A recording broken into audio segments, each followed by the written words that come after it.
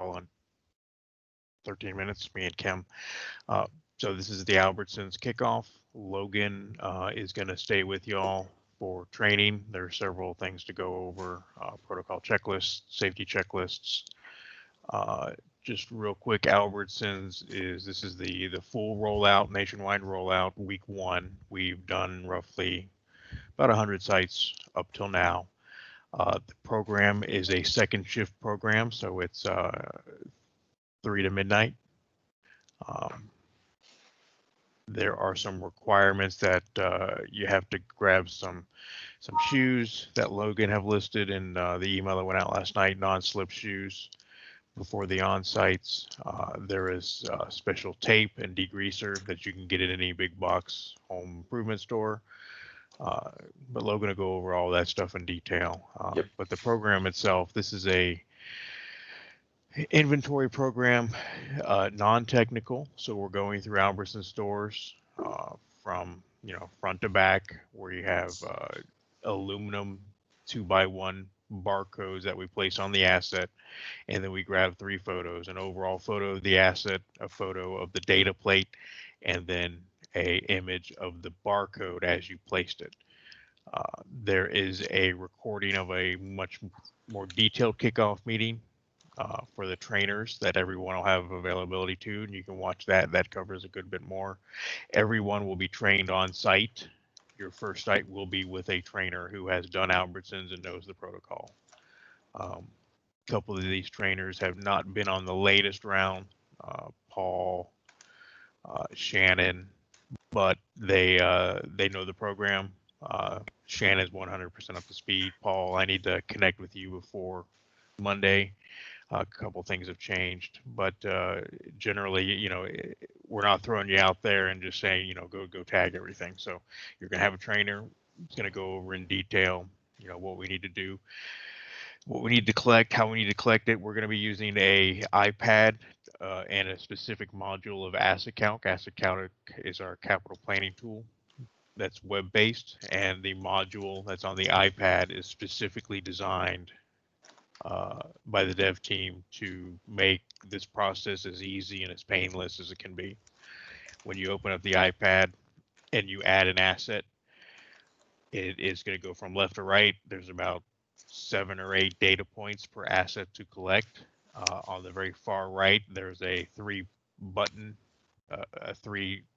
button. You click that button and an image of the asset by that name will pop up with a little red square of where you should place the barcode. There are about 210 assets in the template. That doesn't mean we're only going to collect 210. As you can imagine, refrigerated display case or whatever they're called. When you go down the frozen food section, each door or each segment of this refrigerated case, you could have 10 or 15 of them down one side of an aisle. So that's one asset in the template by name, but you're going to end up collecting all down all the aisles. So in the end, we're going to end up anywhere between 300 and 400 assets, basically. This is a 2-person approach. So you will have, in the end, after training's over, you and a team member will be tackling the Albertsons. So roughly about 150 assets per person. There are a couple other parts of the assessment. There is a questionnaire or a checklist. That is the only facility type, FCA type portion of the whole task. It is very self-explanatory. It's in the iPad. There are drop downs and multiple choice answers or condition answers that you fill that in. It should take anywhere from about half an hour to an hour at the most. Once you get used to what the questions are asking, you don't have to read every question 100% each time. But that's about it. So there's a facility question, fill that out, go through the site, tag everything that's in scope, and then you're done.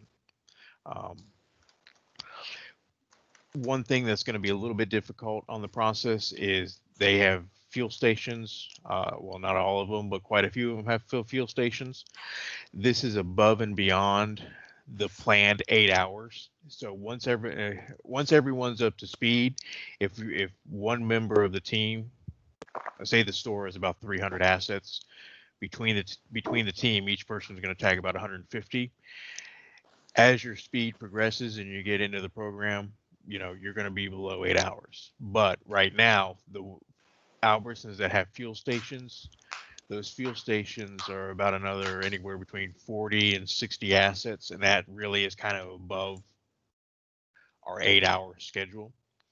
So for the sites that have fuel stations, uh, you're permitted to build the BIP that's needed for that time to complete those fuel stations. So if you're on site 10 hours, each person bills an additional 2 hours of BIP, which is about $100. So we want to make sure, if you're going over that 8 hours, you're getting paid for it. There are a lot of nuances to the program. One of the is they are restricting our access to the service counters. That is the bakery, deli, seafood, and fresh meats counter. These are the areas where somebody is asking a worker to, they need a pound of Swiss cheese, and then the worker is behind the counter and the wrapping of a pound of Swiss cheese. Those are the active service counters. So if it's a big bakery and you can be in the back of the bakery and nowhere near the service area where orders are being filled, that's fine. But between the hours of 3 p.m. and 7 p.m., don't be working in those counter areas. And this only applies to the one team member who's going to be working in the doing those service areas. So that's the latest thing. That's all. You don't have to. This is going to be a lot to absorb right now. You'll get it all when you're in the field and working on the iPads. And to go back to the iPads real quick, we've really designed. I have not designed, but the dev teams designed the workflow to make the iPad as intuitive and helpful. So when you open it up, there's not going to be a million things you have to select from. It really is the flow of, okay, I'm standing in front of the red box vendor asset. Let me find the vendor assets. Let me find the red box. Here it is.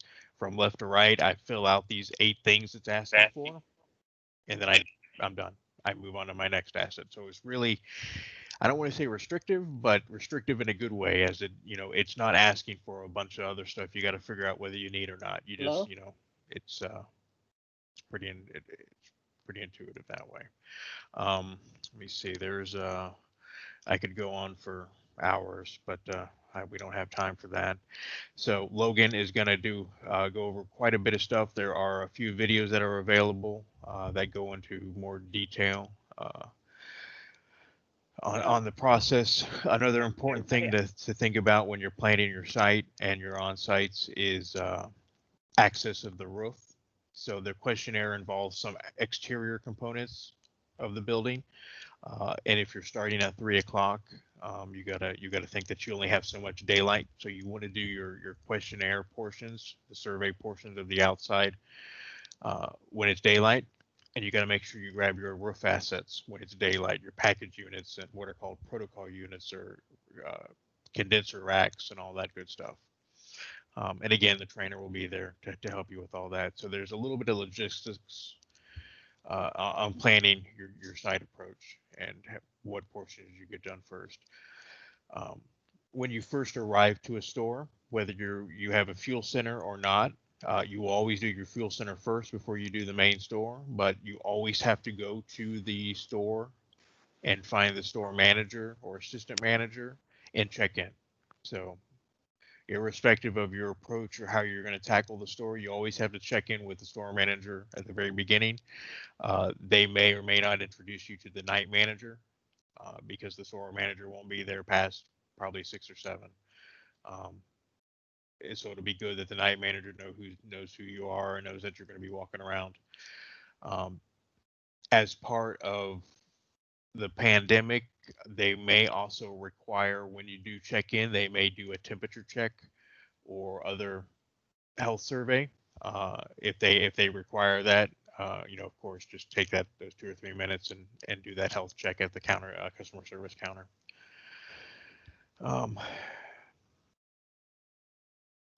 those are the big. Anything else, Logan, that you want me to talk about? I got about 2 minutes here before we gotta go. Is there Yep. anything else you want to talk about, or? Nothing that's not going to be covered as folks stick around for the training, but Miller has a question. Hey, Miller. Yep. Um, it wasn't necessarily a question. I was just able to get logged in to join the meeting. Just kind of want to introduce myself. I don't know what I missed. Well, IT was trying to help me gain access. Yeah, you're fine. We just started, so all the important stuff's to come. It was just a very high level discussion, so nothing too important. Logan will go over everything in detail. You will be on site with a trainer who knows the program, so you don't have to worry about. We're not throwing you on site with, no go. That's about it. I have got to go to the client meeting for this. If anyone has any questions, that's my last point. So we're all on Teams. We have Teams set up for chat rooms. All along for the 100 sites we've done in the last couple of weeks, we have had chat rooms set up. So you got to think you're on your iPad, you're working on your iPad, you have Teams on that same iPad. There are just tons of discussions going on in these Teams rooms. It's going to pop up. There's important notices that'll pop up that you'll always see.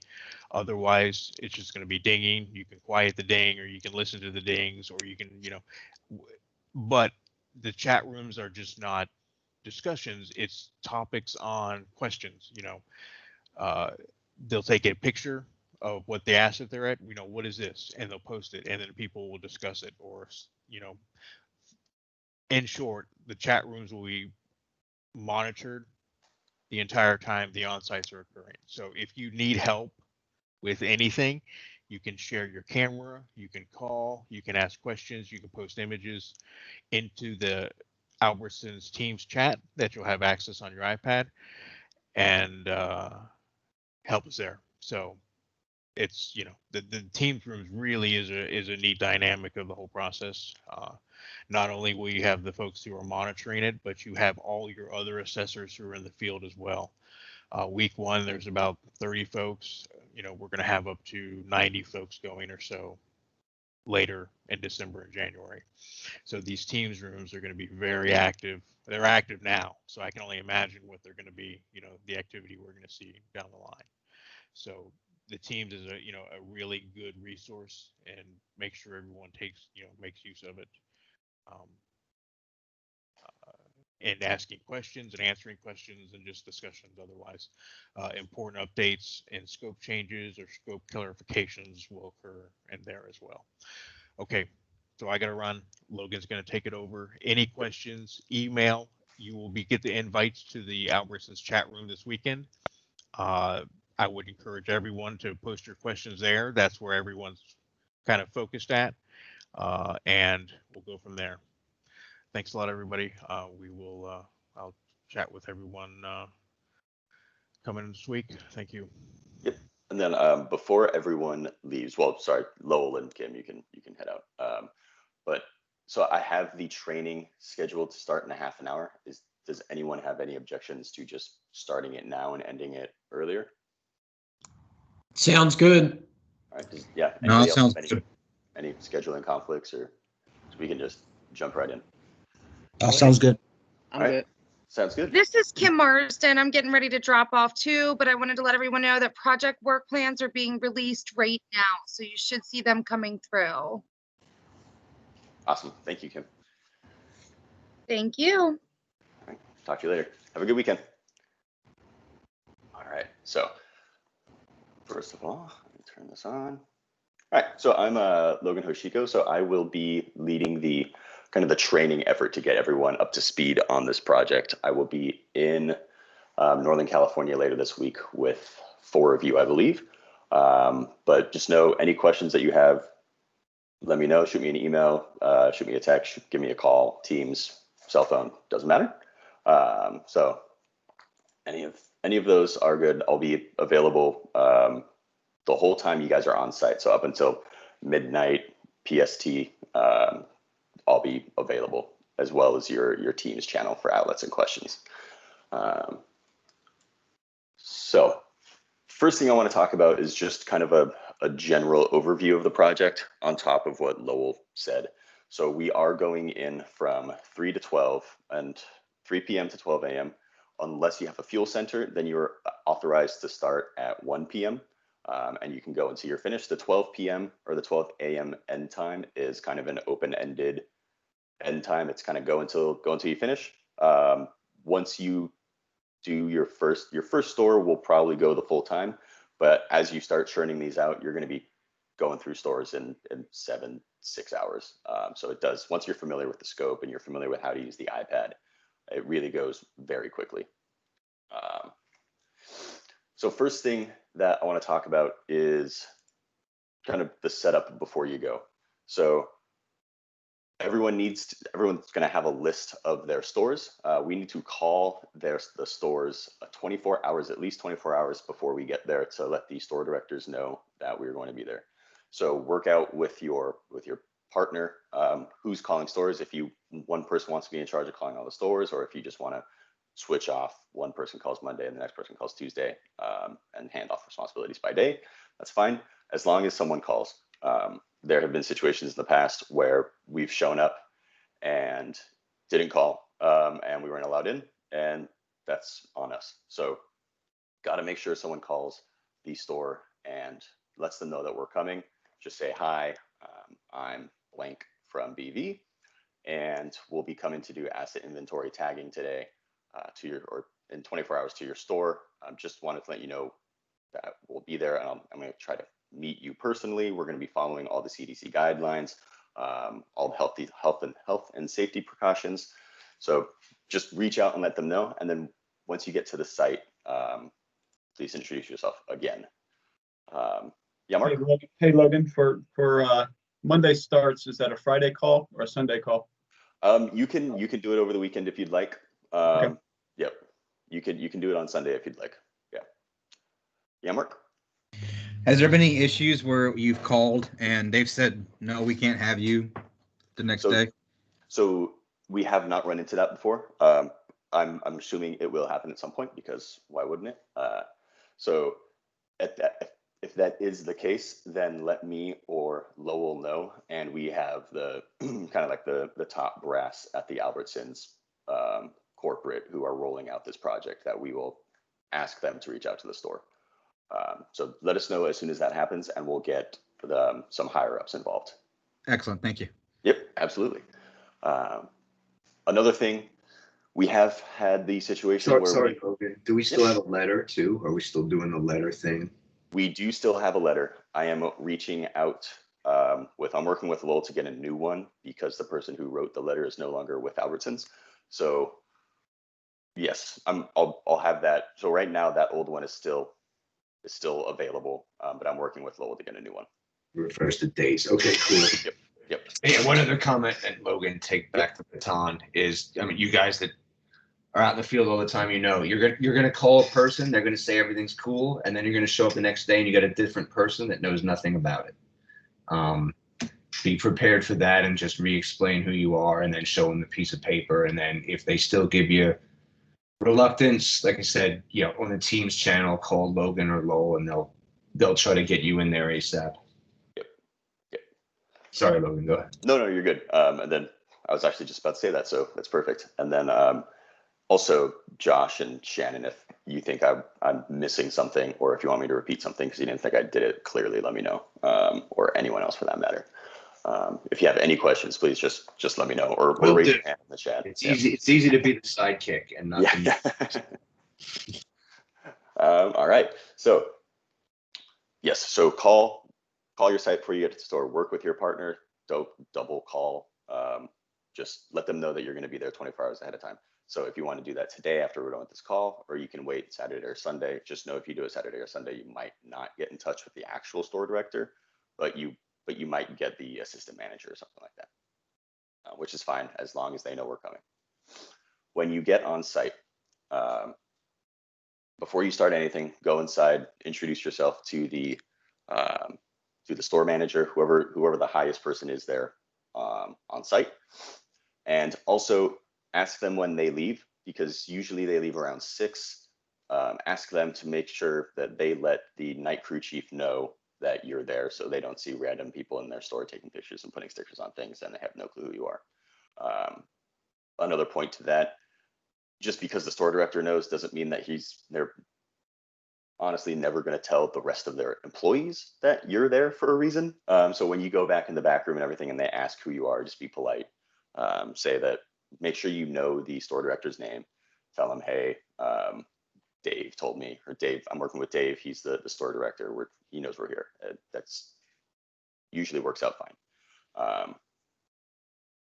And as well as you are going to be in the main sales floor putting data tags on things, you are going to be asked if you work there and if you know where the chicken is. Just be polite to all the customers. Goes without saying. So when you get on site, the typical workflow that I like to advertise is, since we're working at 3 and daylight is limited, so do all of the exterior stuff. There are assets on the exterior, we'll go over that, and then go up to the roof before it gets dark out or before any inclement weather comes in. So I usually go from the exteriors to the roof, do all the exterior portions of the checklist that we'll go over, the roof, and then I stick to the back room, finish all the backroom stuff, and then I go out to the main sales floor. So Lowell's point, as of this morning, we're no longer allowed behind the service counters from 3 to 7. That's not a huge deal, I don't think. That still leaves the produce section, the main sales floor, the front end, back room. That's all fair game. Just we can't be behind the main service counters when they're trying to interact with the customers. So once you do the back room, go to the roof, and then if your store has a pharmacy, be conscious of the fact that the pharmacy closes before the rest of the store. So know what time the pharmacy closes. There are a handful of assets in the pharmacy, like 7 or 8, if that. Doesn't take long, but you will have to work out with the pharmacy, whoever's running the pharmacy, to get in. Since it's the pharmacy, it's a higher security place. So they may need to call the store director again to have him be there at the same time you are, but you should only be there for 10 minutes or so. Yeah, Bob? You answered my question. Thank you. Yep, absolutely. All right. As well as the pharmacy as kind of a sensitive area, you have to get into the finance manager's office, which is another sensitive area. Every store that I've gone to, there has been someone who has had the keys to it up until we have finished the store. So the timing is not an issue, but the person who's there at midnight when you're leaving and it's the last 3 assets you have to grab is far more reluctant to give you access to that when they're the only one in the store plus you. So it's their safe and their currency counting machines. So it's a sensitive area. Coordinate with them what the best time is. You'll only be in there for about 5 minutes getting 3 assets. So once you do the exterior, you finish the roof, you check to see the finance office and the pharmacy, what times are best for those.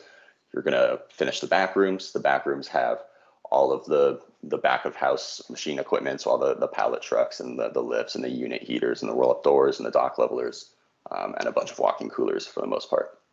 Once you finish that, I like to go out into the main sales floor. Once you hit the main sales floor, it goes very quickly because all the unique stuff is in the particular departments. But when you hit the main sales floor, it's just refrigerated display case after refrigerated display case after frozen food case after frozen food case. So it goes very quickly.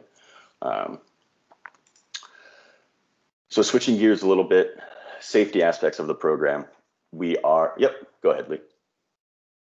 I'm sorry, Logan, but I just No, thought you're of something. When you mentioned unit heater in the back room, most of those are ceiling suspended, and what if there's no ladder available?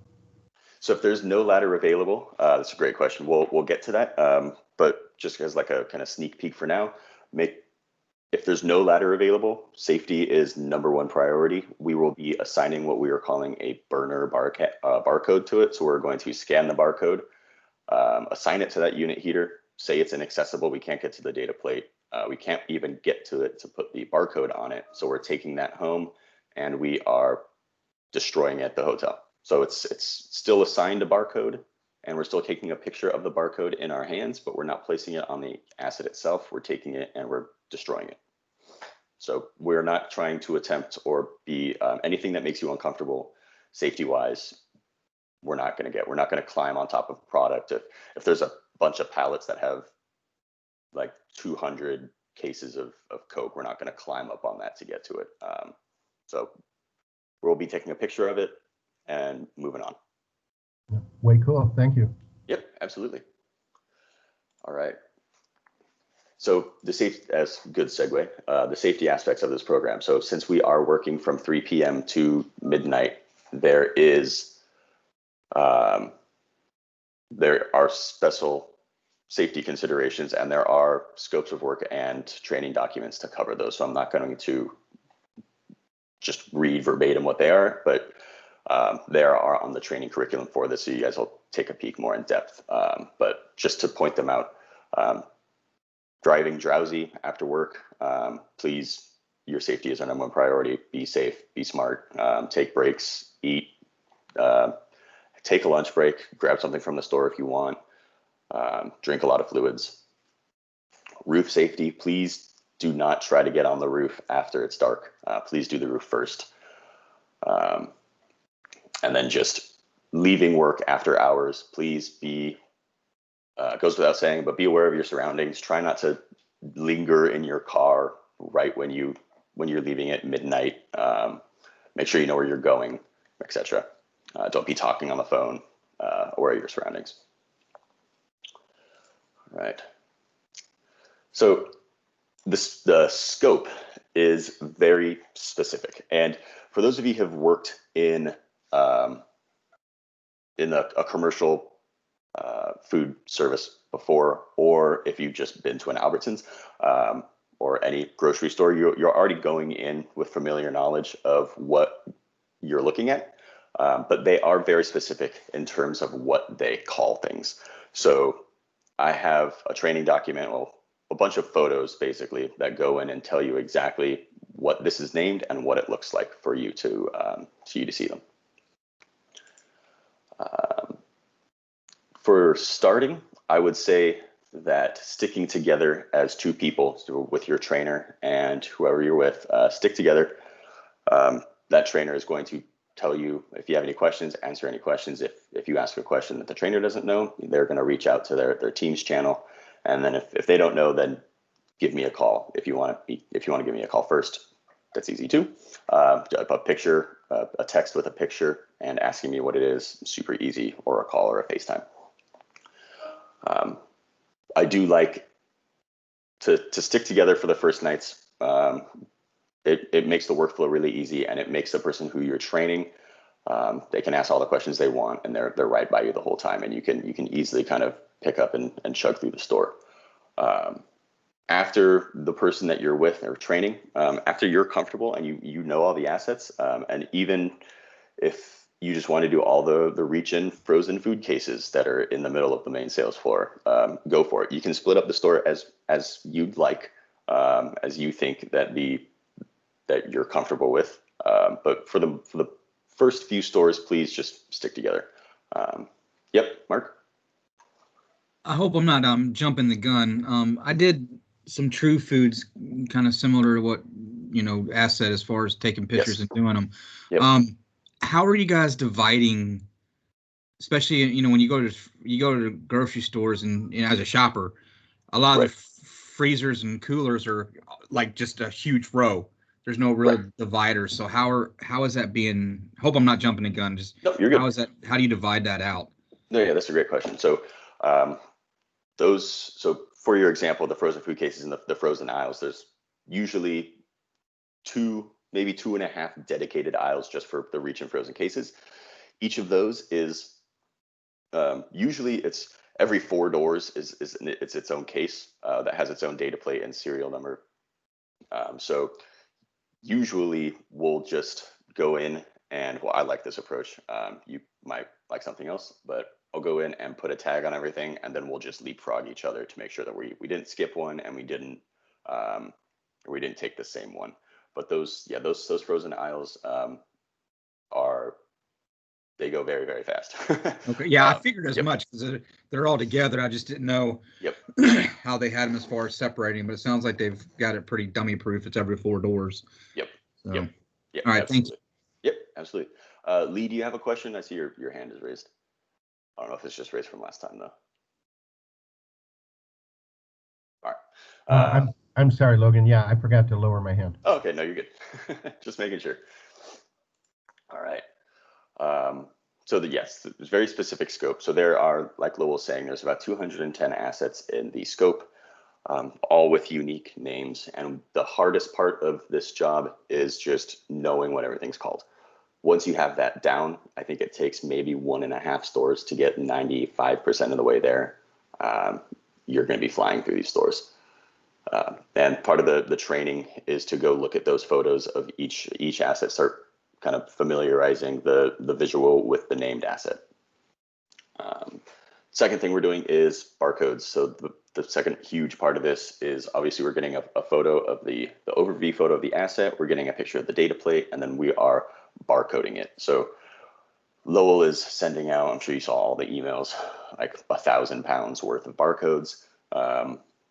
Those will be going to the trainers. So the trainers will distribute them to whoever they are training and keep those with you. We have to wipe every surface before we put the barcode down. Doesn't matter what it is. That's what the rag's for. We need to make sure that the surface is dry and clean. Those are the two big things. If there's dirt on it, spray it with some degreaser, wipe it off.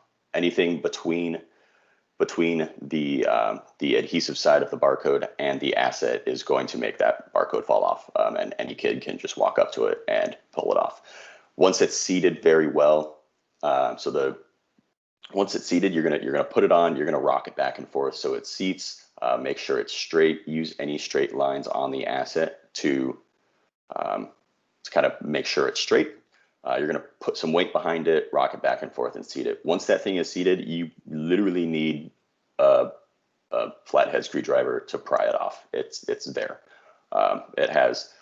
It's temperature rated to about 500 degrees Fahrenheit and something crazy also below 0. So as long as it is seated to a clean, dry surface, it's going to be there for a very long time.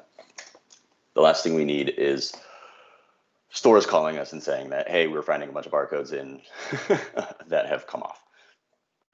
And then I sent out a list of supplies for everyone. So in the email last night, I sent out a list of supplies. They are kind of as follows: rags, degreaser, Sharpies, and a guitar pick that's optional, and then non-slip shoes. Those are not optional.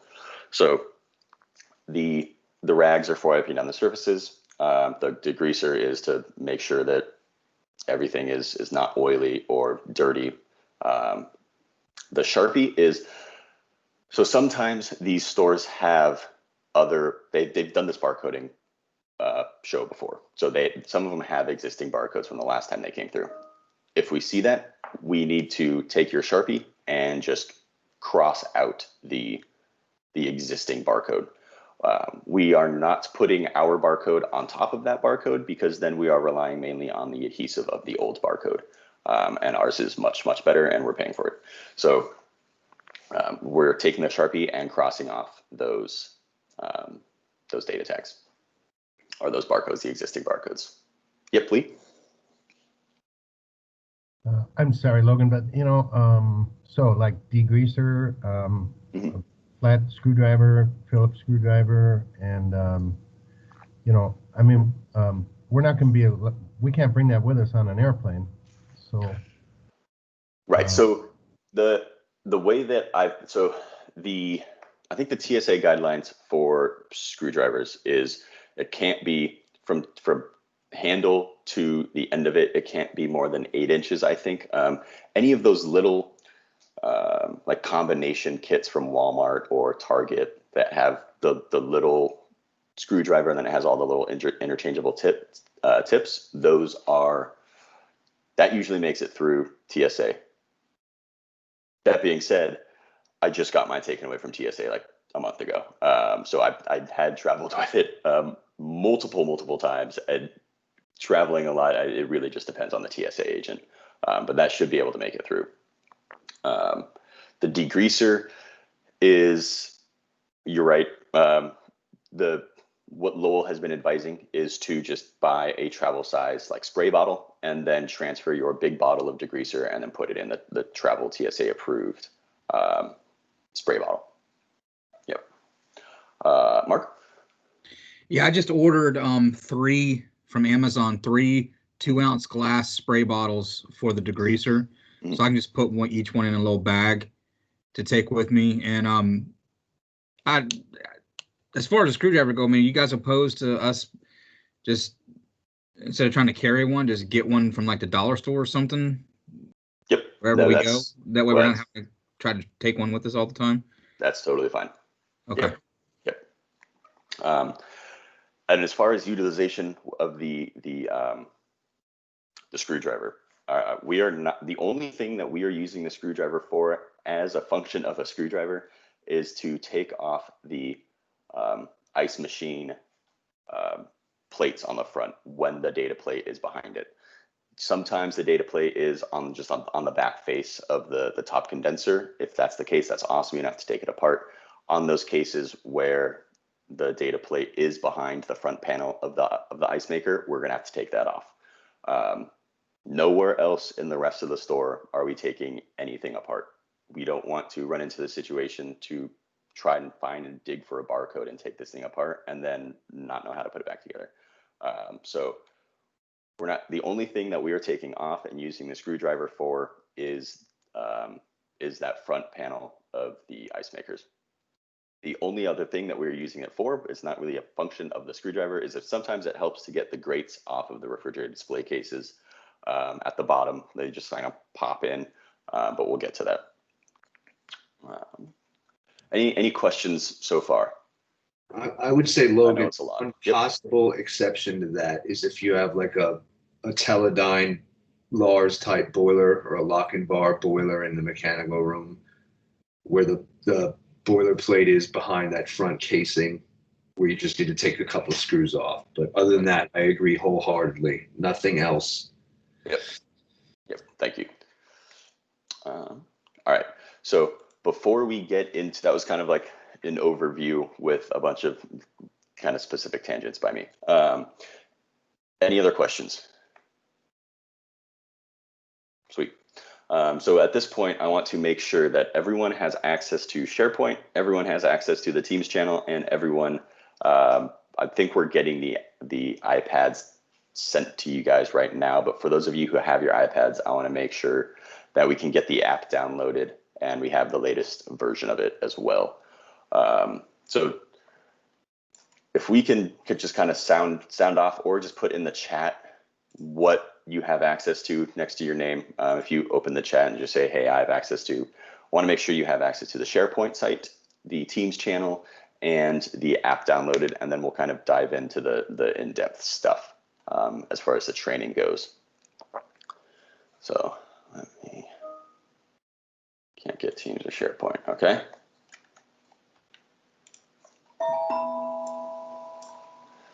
Let's see.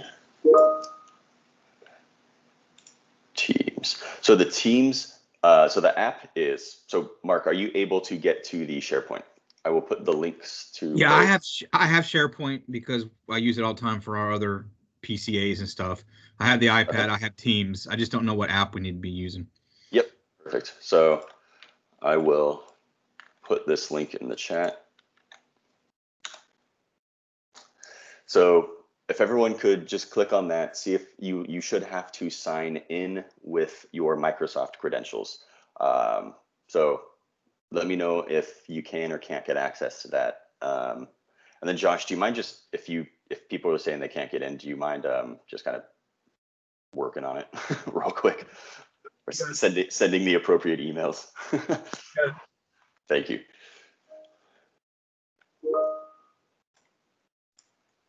All right. Let's see. I'm going to. Oh, yep. Yes, Lee. I'm not sure where you're sending anything to. I've got my iPad in my hand and I've got my screen here on my laptop, but I'm not sure what you're doing exactly. Oh, okay. You'll Yeah. open up Teams on your iPad is what you need to do. Or if you don't have Teams on your iPad, download Teams to your iPad. That's where that link's coming to for you to get stuff. Okay, well now, how do I download Teams to my iPad? Through the App Store? Yep. Okay. Yeah, That is it's correct. Microsoft Teams. Yes. And then in terms of the link that I just posted, there is a chat button at the top next to the participation. So it says like the participation or participants, and then raise your hand. Right next to that is the chat. So if you open that, then you see a yeah, right there.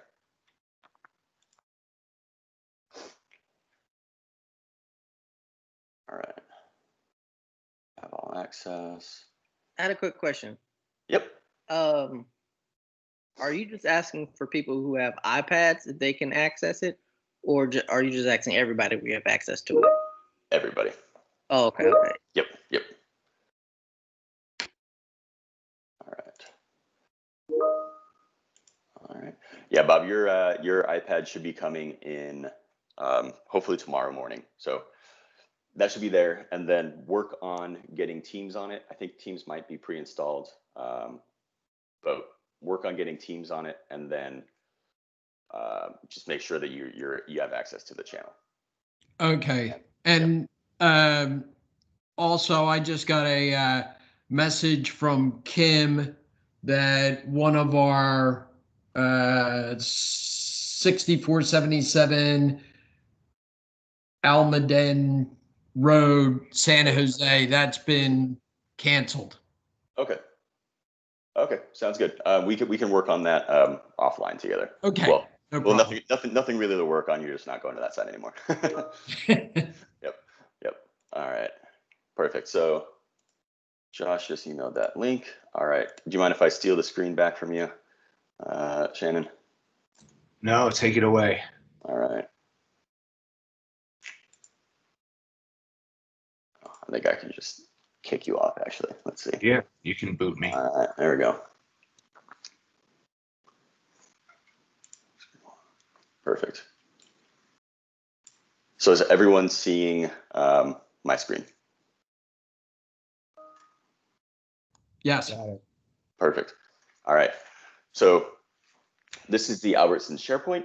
This is where all of the training documents and all of just kind of all of the documents for Albertsons is going to be held. So for you guys, this is mainly just important for the training documents and the AC Go file. So the AC Go file is under the AC Go file option. And then there's the AC Go Albertsons V3. There is a V4, but it'll automatically download for you. If you hit the three little buttons, you can download it. Once you're on your iPad, that is. So you're gonna do this on your iPad.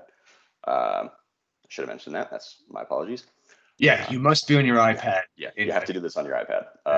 So web browser. The SharePoint app also does not let you download things. It's very frustrating. I found out yesterday.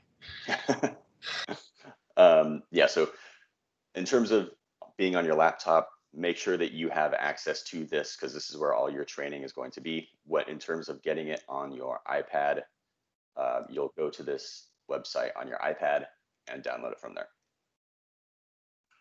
So this is where all your AC Go file, when you're on your iPad, you'll navigate to this site, you'll hit here and you'll download it, and you're gonna open it in FileMaker Pro.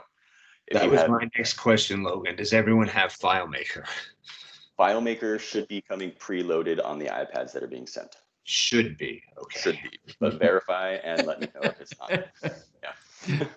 Anything new should be. If not, give us a call. But Jeff and I worked on that this morning, so.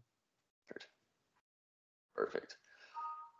As far as training material, this is going to be your #1 spot right here, is your training material. So we have photos that I was talking about, the photos that are all saved as file names that as they are represented in the templated assets. So these are all names of things in your app that we'll look at when I share my screen with the app, but these are all pictures of each. It's kind of clunky to work on it like this. So if you want to just download this folder and put it on your computer, it's a lot easier to work with, because then you can just scroll through the photos. Here's your protocol checklist. Uploading and downloading instructions. We have a document on where to put your barcodes. We're going to go over that one in depth because that one's important. Applying barcodes, that's another one you'll have to look at. How to add a new asset.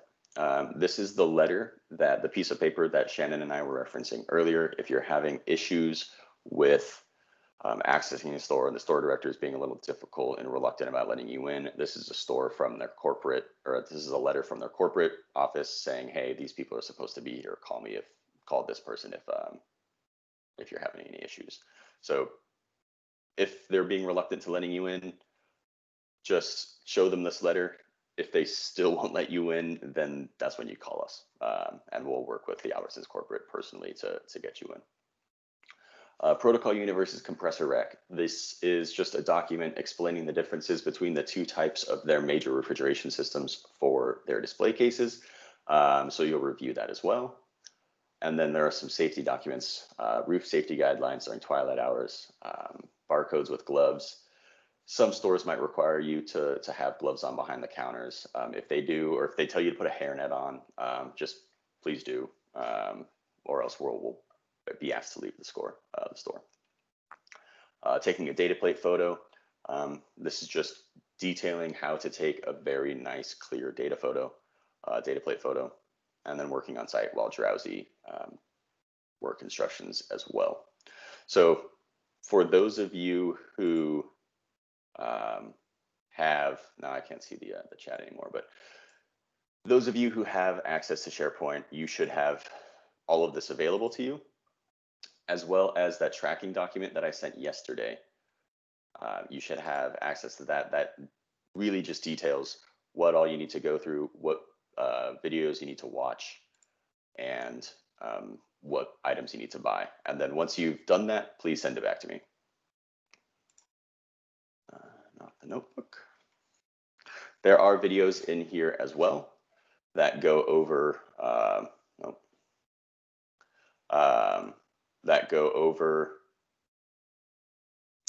how to use the app. I'm going to give you a demo live right coming up, but there is a video for you to watch whenever you'd like, however often you would like. And it is located just on the main page right here, this AC Go Albertsons training. So this really goes into depth of how to use the app from Liz Manarino, who developed the app. This is an internal kickoff call from a few months ago. So since you're participating in this one, you don't really have to watch this one. And then this one is just another video to supplement this one. I would really suggest just watch this AC Go Albertsons training. Right. So the app depth, for those of you who have the app or your iPads, are you able to download your apps?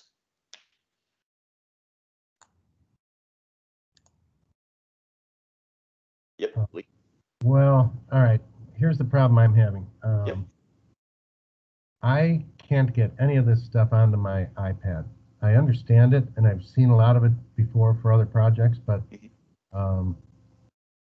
you know, I try and get on, and it asks me for a password, and I don't have one, and then it won't let me reset it. So I don't know. I'm in trouble here. Is that an iPad that you've had for a while, or did it just get sent to you? No, I've had this one for several months now. Okay. Okay. Hey, Lee, I'll take care of you after this. I'll get everything loaded for you. Is that Josh? Yep. Okay. All right. Thanks, Josh. Yep. Thank you, Josh. All right. Any other questions so far? Yeah, I got a quick one. Yep. So is it an app that for AC Go, is it an app that you get from the App Store? So for AC Go, the app will be right here. So when you're on your iPad, you'll open your browser like Chrome, I think Safari, but Chrome is better. Right. You'll go to the same site. You'll hit AC Go file.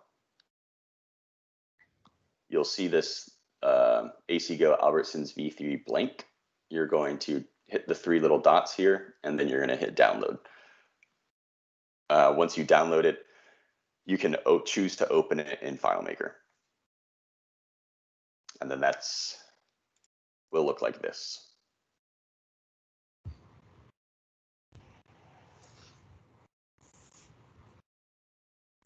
Any other questions? Yeah, and we will absolutely make sure that you guys have everything set up before you get on site. We're not gonna leave you hanging. All right. So if there's any more questions. All right. So when you open the app, you will put in your email, and then you'll hit select project. When this pops up, it does not like that I am sharing my screen to a bunch of people and trying to download this. But you will choose your project. Albertsons, select, and create project. Okay. So this is going to save a file named on your list.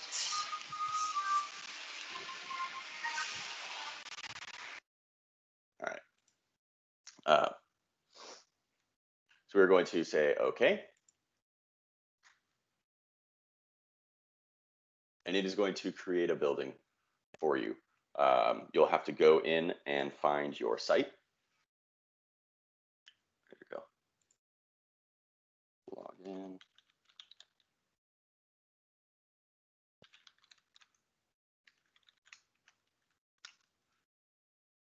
All right, so once you create a building, you'll see this screen. You will hit add building or site.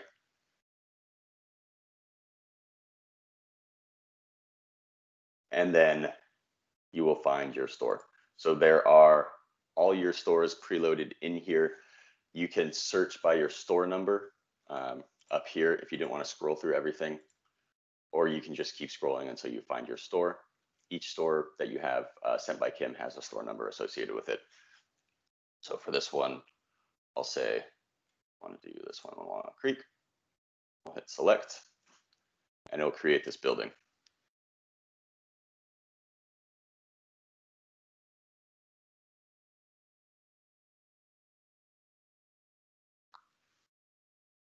When you are on site, this will be quicker, I promise. As my bandwidth is a little slow right now with sharing the screen. So you'll hit open. And once you open it for your store, you will see all these preloaded assets that you have available for you.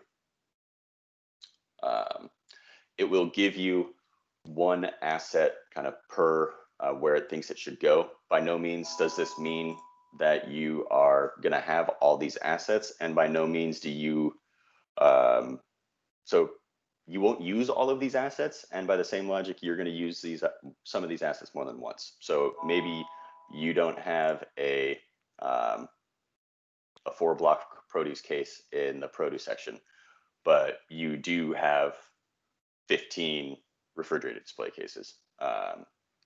Just so you know that this list is not, you're not restricted to just what is put on this list. So up at the top, we'll start here. This is your hamburger button. This is your main menu. This is where you're going to go at the end of the day to upload all your assets. Oops. You'll see your store number here and your store name. And this number is how many assets you have right now. So right now there are 258 assets like the polisher and scrubber in this list. You have your help. So you have, it's kind of a quick one-stop shop for any reference documents you have. The reference photos that are online can be found here. And then you also have your online help docs here that will bring you to your SharePoint.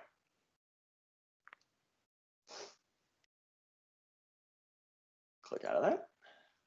You have your checklist. And then I'll go over the checklist once I'm done with the rest of this. So you have your checklist, your calculator if you need it.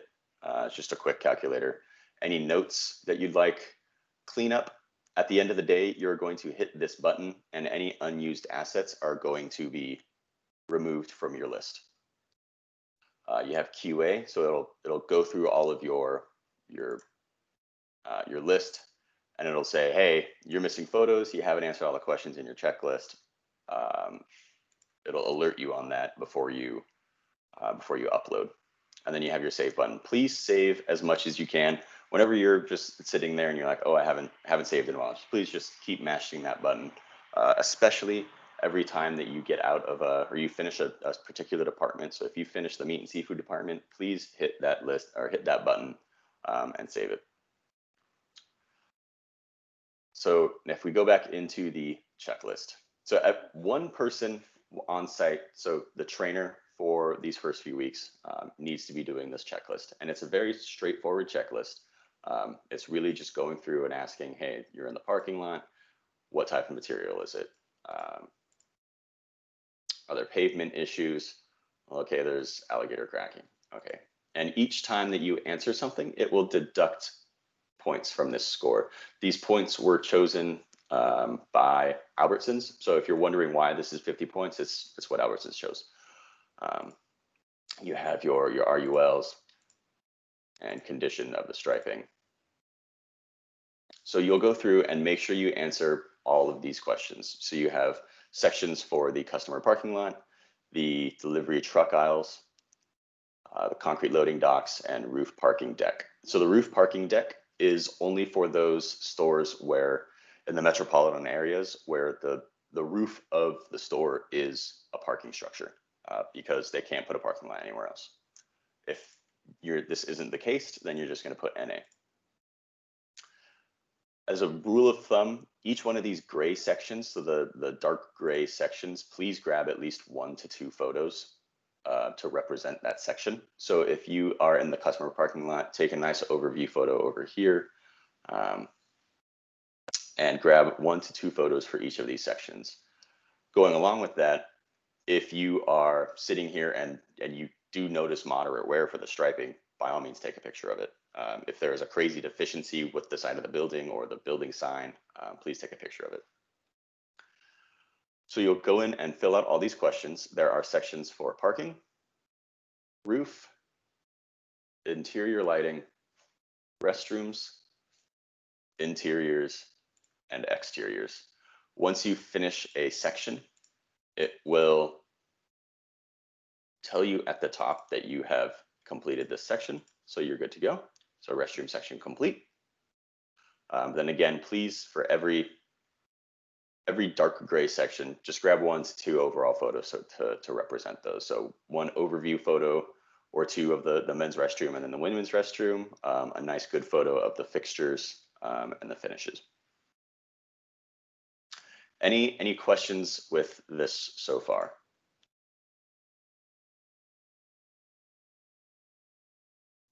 Logan? Yep.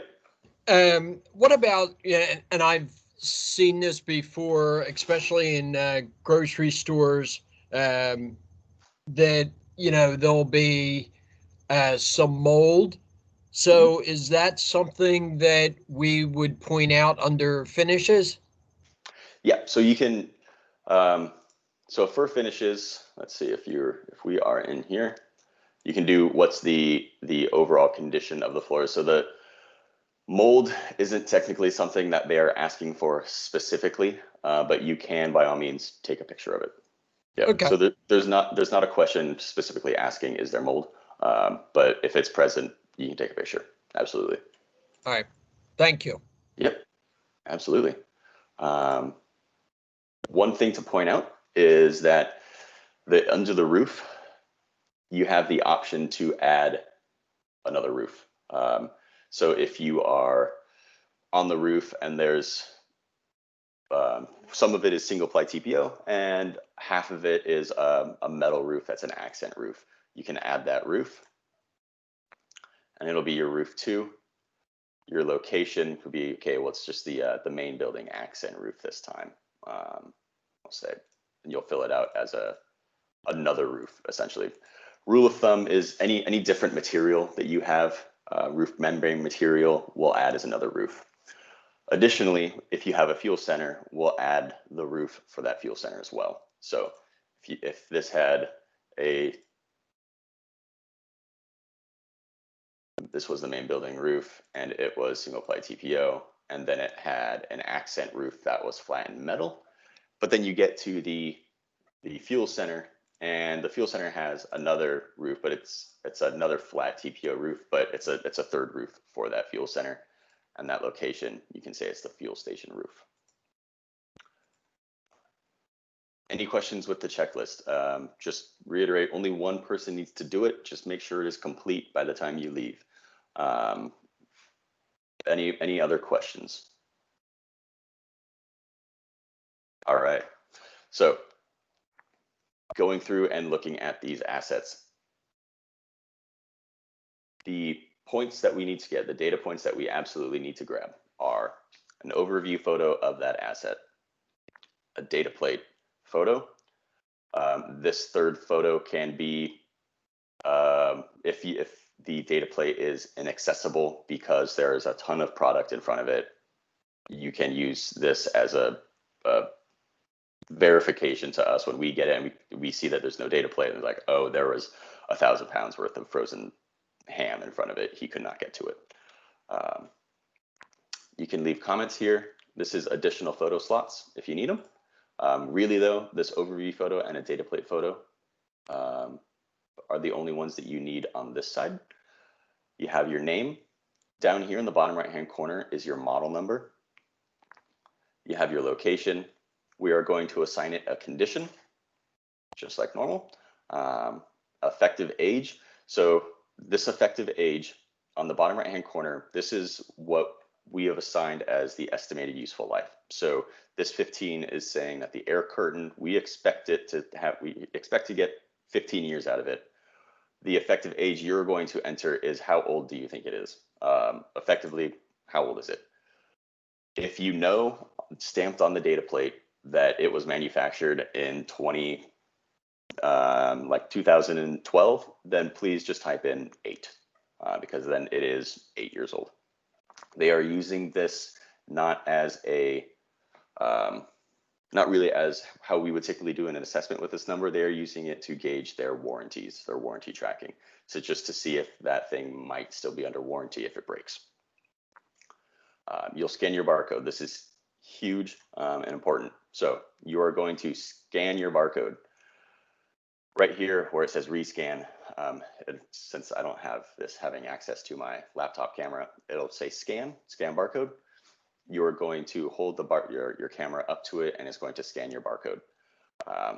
The barcode will be, what you scan will be a URL that says asset Corrigo, long URL with Corrigo in it, and the back half of it will be the 8-digit number on your barcode.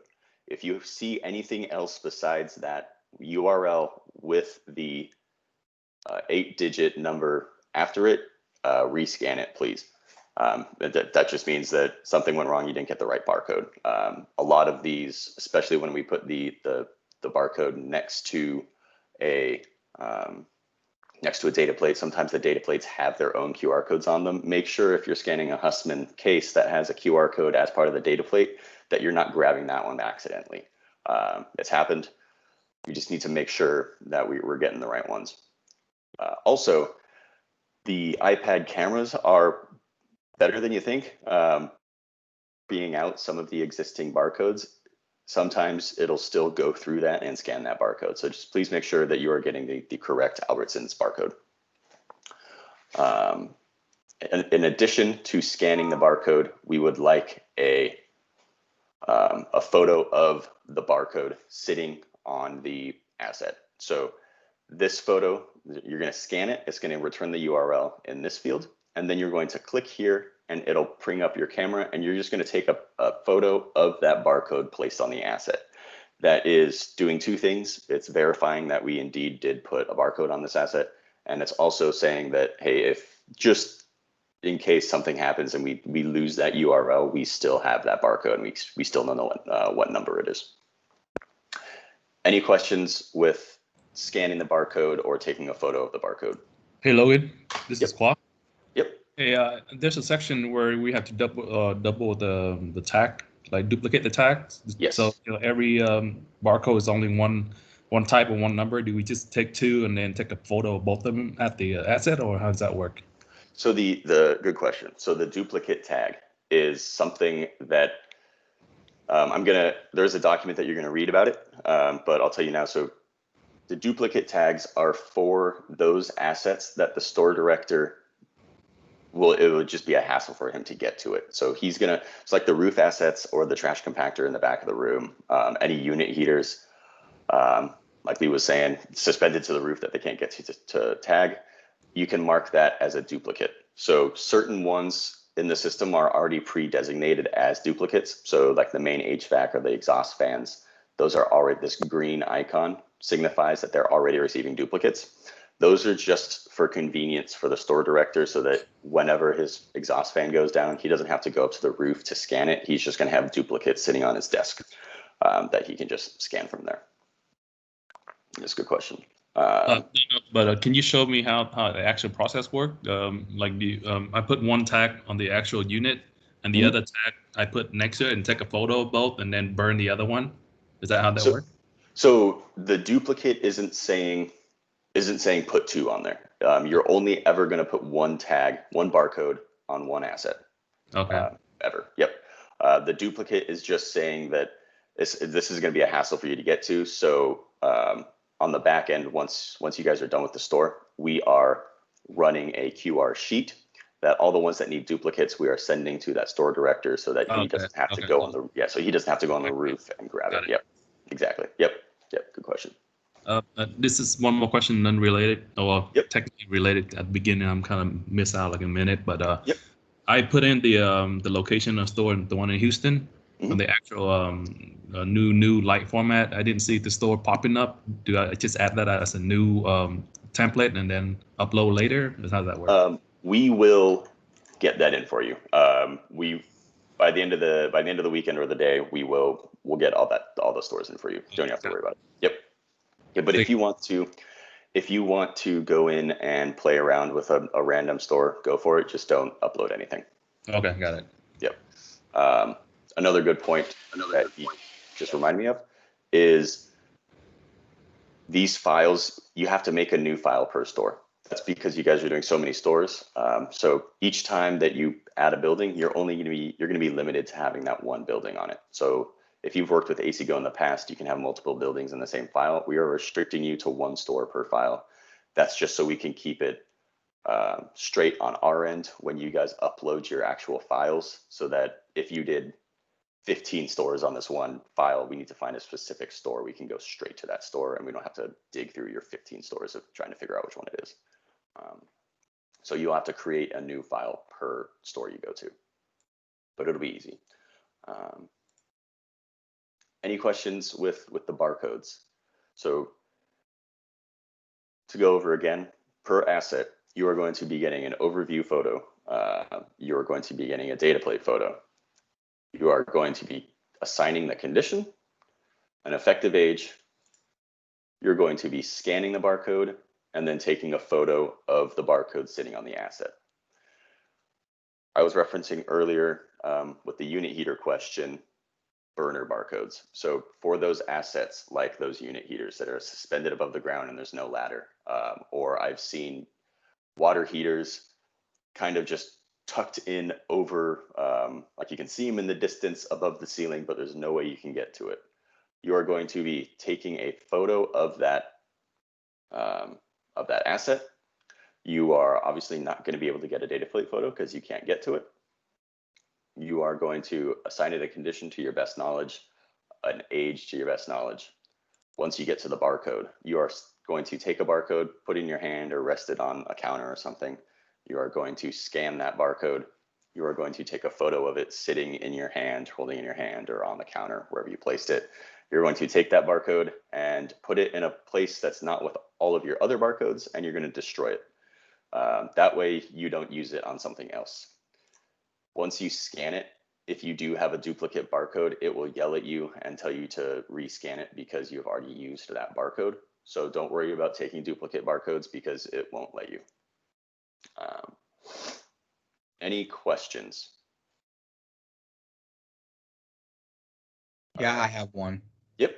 So I think you just said it. So basically, we judge life expectancy to the best of our ability. Mm-hmm. Okay. Now, is some of these equipment like obvious? Like for instance, RTUs and water heaters, you can get the dates off the serial numbers. Yep. Is that the same as? Is that the way they do it too with like the reefers and the freezers and stuff, or is that just completely different? So for the most part, yes. So one of the things that, thank you for reminding me that I should tell you, I'm not sure if Lowell got into this. So we are sending all of your information to a third-party group called Super AI, and they are going to be mining the make, model, serial, and the manufacture date where they can, where it's explicitly stated as manufacture date 2017. They're going to be mining and giving back to us the make, model, and serial number. And where the manufacturer date is explicitly stated, they're giving that to us also. We are on the dev team. We've developed a tool that's learning and improving right now to be able to decipher the manufacturer date from serial numbers by brand.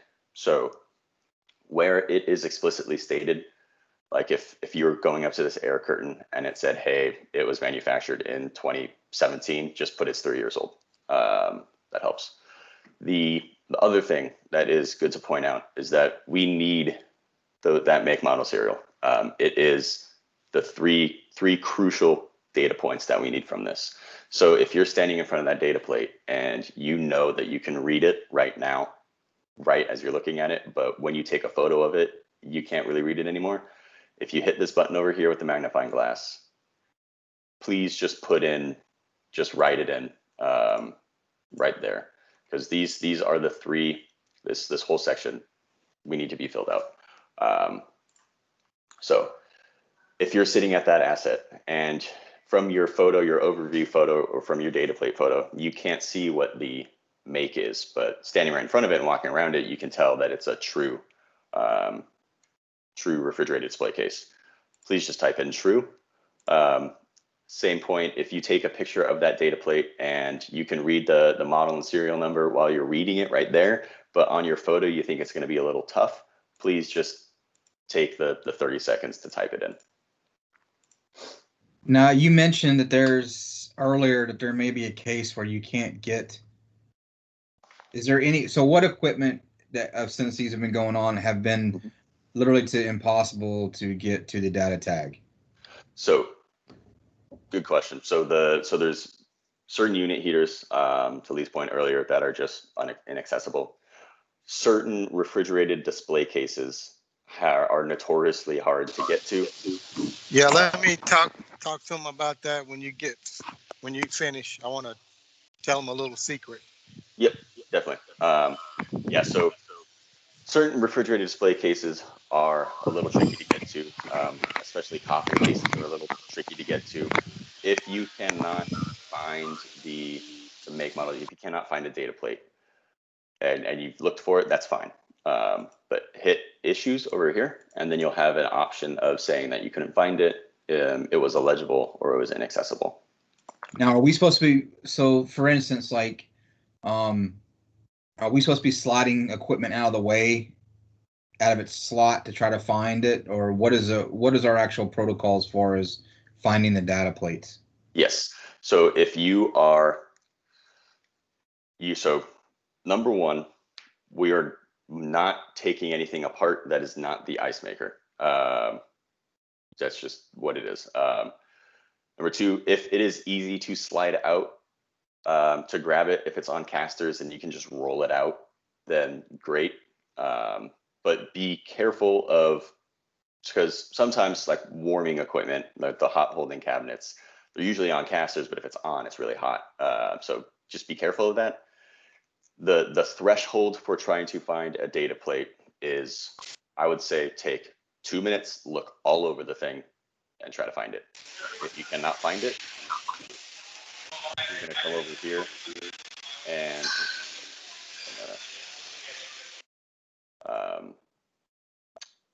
you'll come in here and you'll say no tag plate found.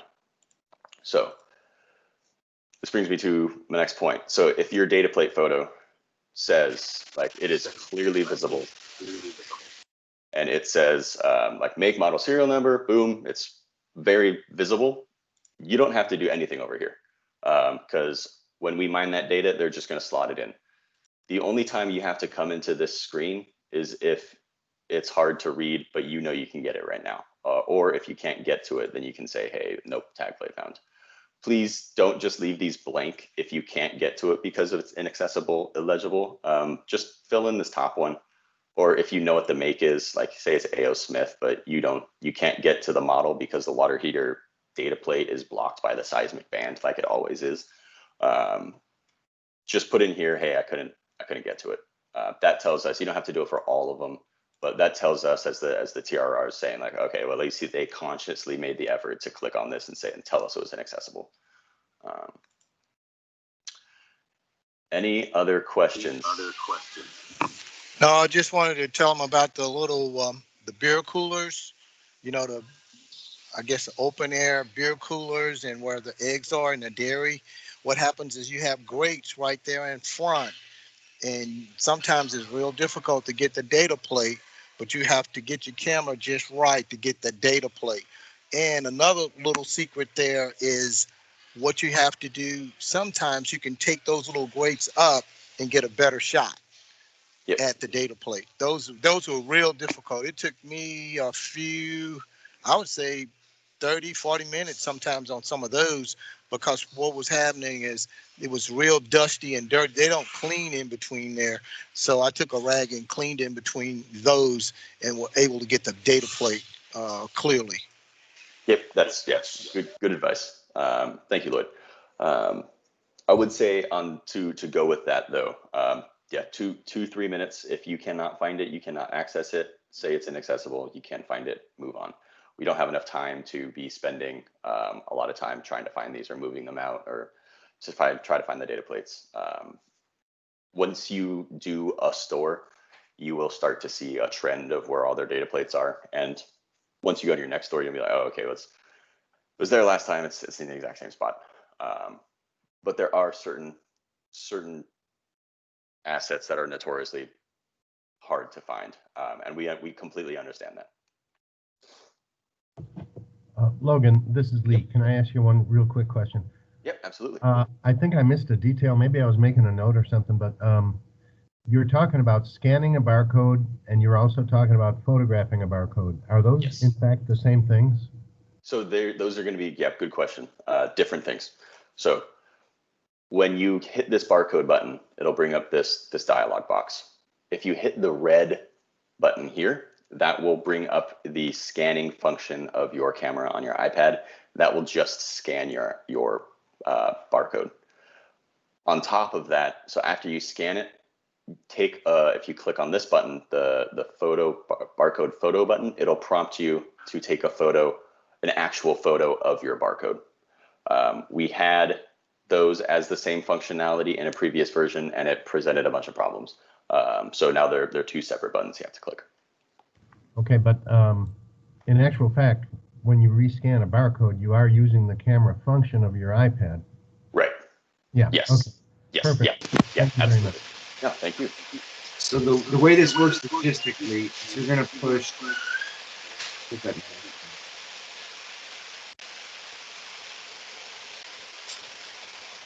That voice thing. Thanks. Yeah, you're welcome. Hey, if you want me to, I've got Air Server up, so if you want me to show you off an iPad. That'd be great. Yeah. All right. So logistically, yeah, I'll wait till Josh gets it back. While they're working on that, can I ask a quick question? Absolutely. So I know you've been talking about the barcodes and that we have to scan them and take a photo of them. Yes. I don't know if I missed this, but where are we getting the barcodes? So the barcodes are going to be sent to you or sent to your trainer. So if you're paired with someone and there is a trainer, there will be a trainer coming with you. They will be coming to your site. You don't have to worry about it. Gotcha. Okay, so yep, they will be given to you personally. So let's say after the first week of training, we're out on our own. We should expect the barcodes to be on the site when we arrive. No, so the barcodes we will be giving to you personally. So like if I'm your trainer on Monday, I'm going to be handing you a bunch of barcodes. And then you'll just take those with you to each site. Gotcha. Until you run out and then you ask for more. Yeah. Okay. Yep. Yeah. Good question. So if you press on the barcode button, here's what it does. So it's automatically going to give you this, and then it's automatically going to scan at this point. Boop, barcode goes in there. Yeah, it goes straight to the scanner function when you hit that. Yep. And then you'll click on this barcode photo, and then you'll take a picture of something. Now it's in camera mode. Yep. And then we'll use that photo, and then that barcode photo will be there. So you don't hit that rescan button unless it messes up. No, because as soon as you hit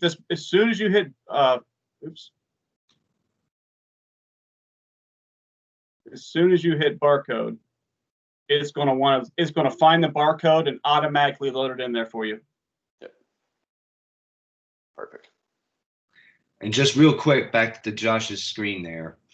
The stuff in red with the red underline, those are the mission critical things you got to get. So like see photo 3 is just grayed out. That means it's kind of nice to have or extra. The overview and the data plate are essential. And it's slow to reload. The condition, the condition, estimated life, and the barcode are also essential. That has the crimson underline. Yep. Right. Thanks, Josh, for showing us that. Yep, you can have it back. All right, sounds good.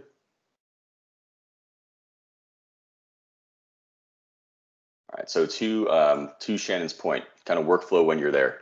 So you'll walk up to, let's say, the compactor.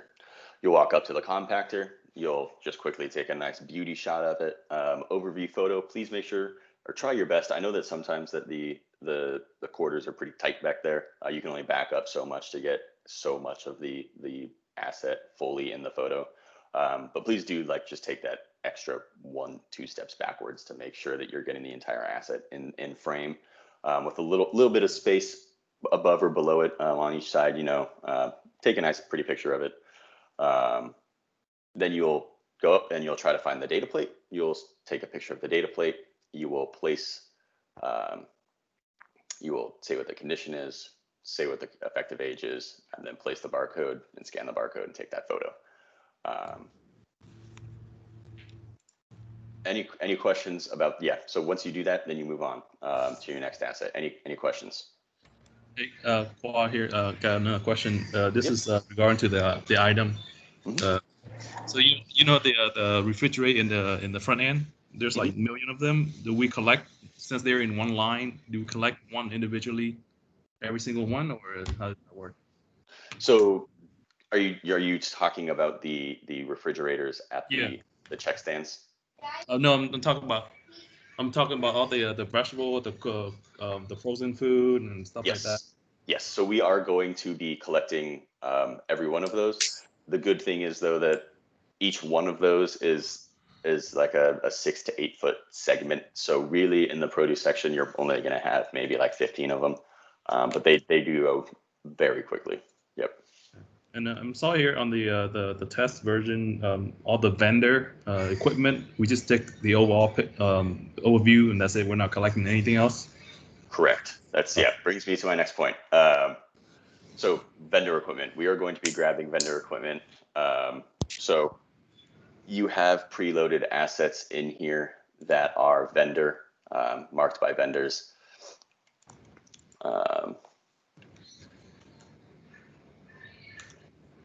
So there are certain things that we were going to be grabbing for vendor equipment, like the lottery vendor equipment at the front of the store, the Amerigas propane exchange vendor equipment at the front of the store. Even though it has 0 power going to it, we are going to grab it. The rug doctor, red box, we are going to be grabbing those. The only things that we're going to be grabbing for those, though, is an overview photo, and you're going to put a barcode on it and follow the same barcode procedure. The client does not care about the data plate or the make, model, serial number. We are just going to grab the overview photo and the barcode, put a barcode on it. Any questions, or pretty straightforward? One more item, the exhaust fan, especially the restroom location. Normally, we have to pop the ceiling just to get anything out of it. Do we just do like an accessible for that? So yeah, the restroom exhaust fan is more for just the one. If there's a little exhaust fan on the top, that's all it is. Not the one that sits inside the store or inside the restroom itself. Yep. Got it. Yeah, good question. Hey, Logan, this is Paul. You were talking about the vendor equipment. What about the vendor coolers, like the Pepsi and Coke? Same thing. So so yeah, I know last time you were on this, we did grab those data plates. Model serial? Yep, we do not do that anymore. So okay, got it. It goes very quick. Yeah, so he is referring to the kind of the Pepsi refrigerated vendor refrigerated display case, and the Coca-Cola ones, the Red Bull ones. Up at the front register. Yep, we are just grabbing an overall photo and putting a barcode on it. I got a quick question. Nice. Real quick, the app won't even let you grab it. See how it's kind of grayed out there? So if you identify it correctly as a vendor piece of equipment, there's nowhere to put that stuff anyway.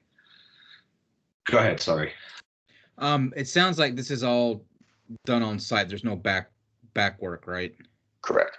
Okay. Once you leave that site, you're done. It's out of your hands. You're gonna upload and you're done. Okay. Yep. Cool. Yep. Thank you. Mm-hmm. Yeah, you're not even going to be transcribing the make, model, serial number. You're done. Yep. No. Your mission is to take a clear data plate when it's there, and if you do that, this third-party vendor is going to transcribe everything. When Logan said you can read something but you can't take a picture of it, that's a rare exception where if you can, to just type the thing in there when you can. And if you can't get to the data plate, filling out that inaccessible, illegible, could not access drop-down choice, you also have to do that live. Hey, this is Lee again. I got one little trick that I developed. Sometimes I can't get a decent photo with my tablet, but I can with my cell phone. And I've actually taken photos of nameplates with my cell phone and then taken a photo of my cell phone with my tablet. And it comes out clear and we're good to go. That's perfect. If you can get that to work, that's great. Yeah. Logan, all photos landscape? Yes, please. That brings me to a good point. Thank you. So when you're taking a data plate photo, and sometimes, just to be honest, you're gonna have to like tip over your iPad to like nice and get it in there to be able to get it.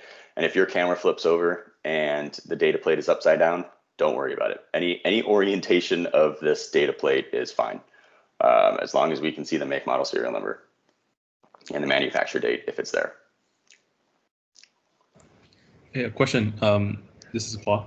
Mm-hmm. So if you have any unit that normally sit on a counter, and some places where they tuck in like a little box, and we know that it's behind, and are we allowed to take the unit and slide it out? If it's easy, yes. I think it's a very situational thing that you'll come across. So if that has no product in it and it's easy for you to just slide it out and grab it, then absolutely. If that thing is full of 50 wine bottles, I wouldn't even do that. Okay, so just make a comment in there, and then that's pretty much move on inaccessible. Yes. Yep.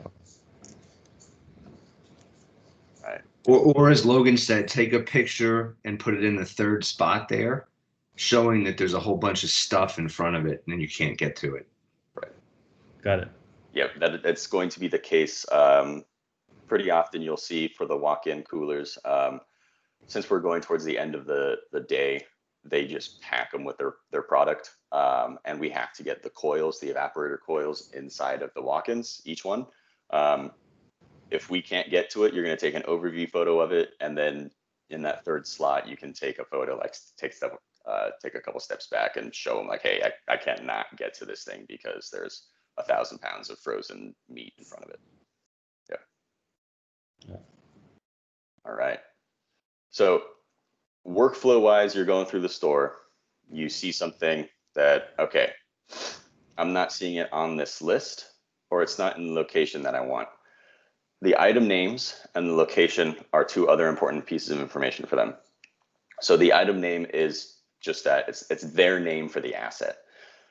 I'm telling you now that their names for the asset some of them don't really line up with what we would typically call them, but this is what they call them in their computerized maintenance system, so we have to go with it. So for example, you have main HVAC. You have your main HVAC. That main HVAC is, to us, that's a large air handler. If we walked up to this thing, we would call it an air handler. They are calling it main HVAC. That is just because their store directors aren't required to have the same technical knowledge that we do as assessors. So they are calling it what they think it is. When their HVAC goes down, they're calling it their HVAC went down, not their air handler isn't working anymore. So that is something that you will have to pay attention to when you are looking at the assets in scope folder with the example photos. You will see what their names are actually in the app is what I named them as files. And you can see an example of what everything is. And then also in these photos, it will tell you where to put the barcodes. So for example, this is the baler. You put the barcode on the control panel. So there's one for every asset. Go back to here. The other piece, so this is their item name, the name of their asset. This is their model name. This model name is very important to them. Each one has a unique model name that gets used by their Corrigo CMMS system. So if you need to change an asset in its entirety, like this isn't a main HVAC, you can click the little pencil and choose a different asset. So you'll go in and you'll choose another asset. This model name needs to line up with this. If they're different, like if you just go in and you change the name of this thing to, well, now I don't want it to be that anymore. I want it to be an ATM. You can't do that. Because this needs to line up with this when it gets exported. So if you click the pencil instead and you wanted the ATM, then you can go and say it's an ATM. Now you can see that it's vendor supplied equipment, it's an ATM. So this little pencil will change the asset in its entirety. Baler equipment. The next piece over here is the location. So these locations are important, and it's important to note that especially with the main HVAC systems, you are assigning location to where it serves. So normally we would say HVAC, it's on the roof. The location is going to be where it serves. So another good tip for when you are going out to your stores and you're going up on the roof to get the roof equipment, do a quick lap around the store just to get your bearings of when you're on the roof, when you see all the HVAC equipment scattered around the roof, know what department that HVAC equipment is above. So if you're on the roof and you see a bunch of exhaust fans that were above the deli, you're going to say that's the deli HVAC. You're not going to say it's roof. You're going to say it's deli HVAC. Any questions with that? The location is really just going to be product driven. So if you're in the back room, then sure, it's in the back room. But if you are above the bakery, then you're going to do bakery. If you have a refrigerated display case that is in the meat department, it's going to be meat and seafood refrigeration. If you have the exact same refrigerated display case in produce, it's going to be produce refrigeration. Any questions with that? Hey, Logan, Mark Walsh here. Yep. Real briefly, take for example, there's 2 or 3 front end HVACs.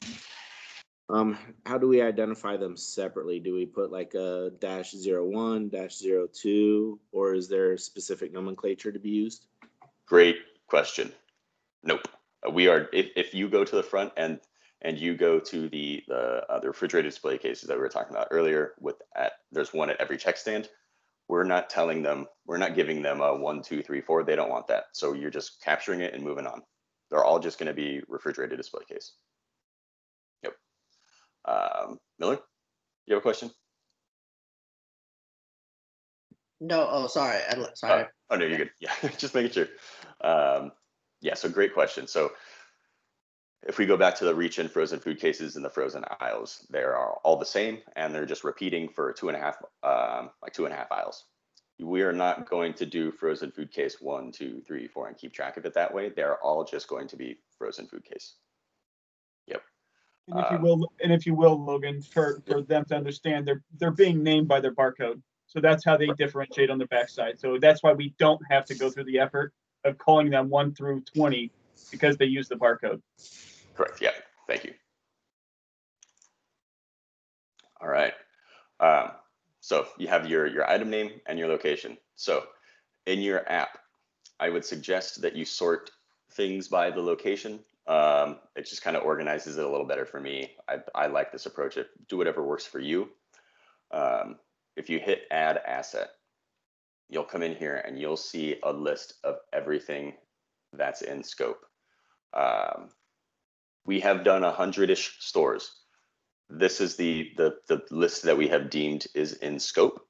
If you are at a store that has some crazy piece of equipment that you think should be in scope, by all means, let me know, and it might be something that we need to add to scope.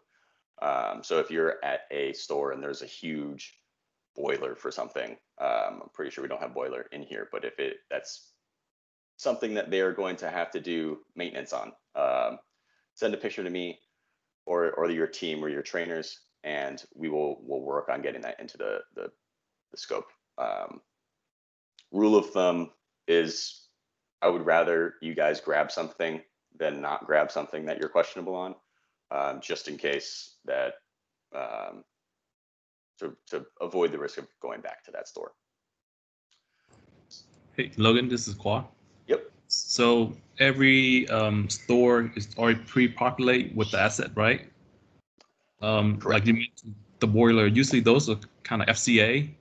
If we know for sure we're collecting an FCA, but for this, if it's not specified, do we collect it or like shoot you a question and then it's gonna go beyond your other stuff that we need to collect as well? Correct. Yeah. Shoot me a question. These available assets in scope will cover 99% of those assets that you find in the store. Every store, maybe every other store, maybe you'll find something that you're not sure of. Just shoot the team's channel that you're a part of a quick question. Take a picture of it and send a photo. Got it. Yep. Yes. All right. You'll have all your assets available to you. You'll add your fuel center assets. So if you have a fuel center, which some of you do, starting next week, you will hit this button and it will add in your fuel center assets. You hit OK. And it's going to dump in all the assets additionally that you'll need for this.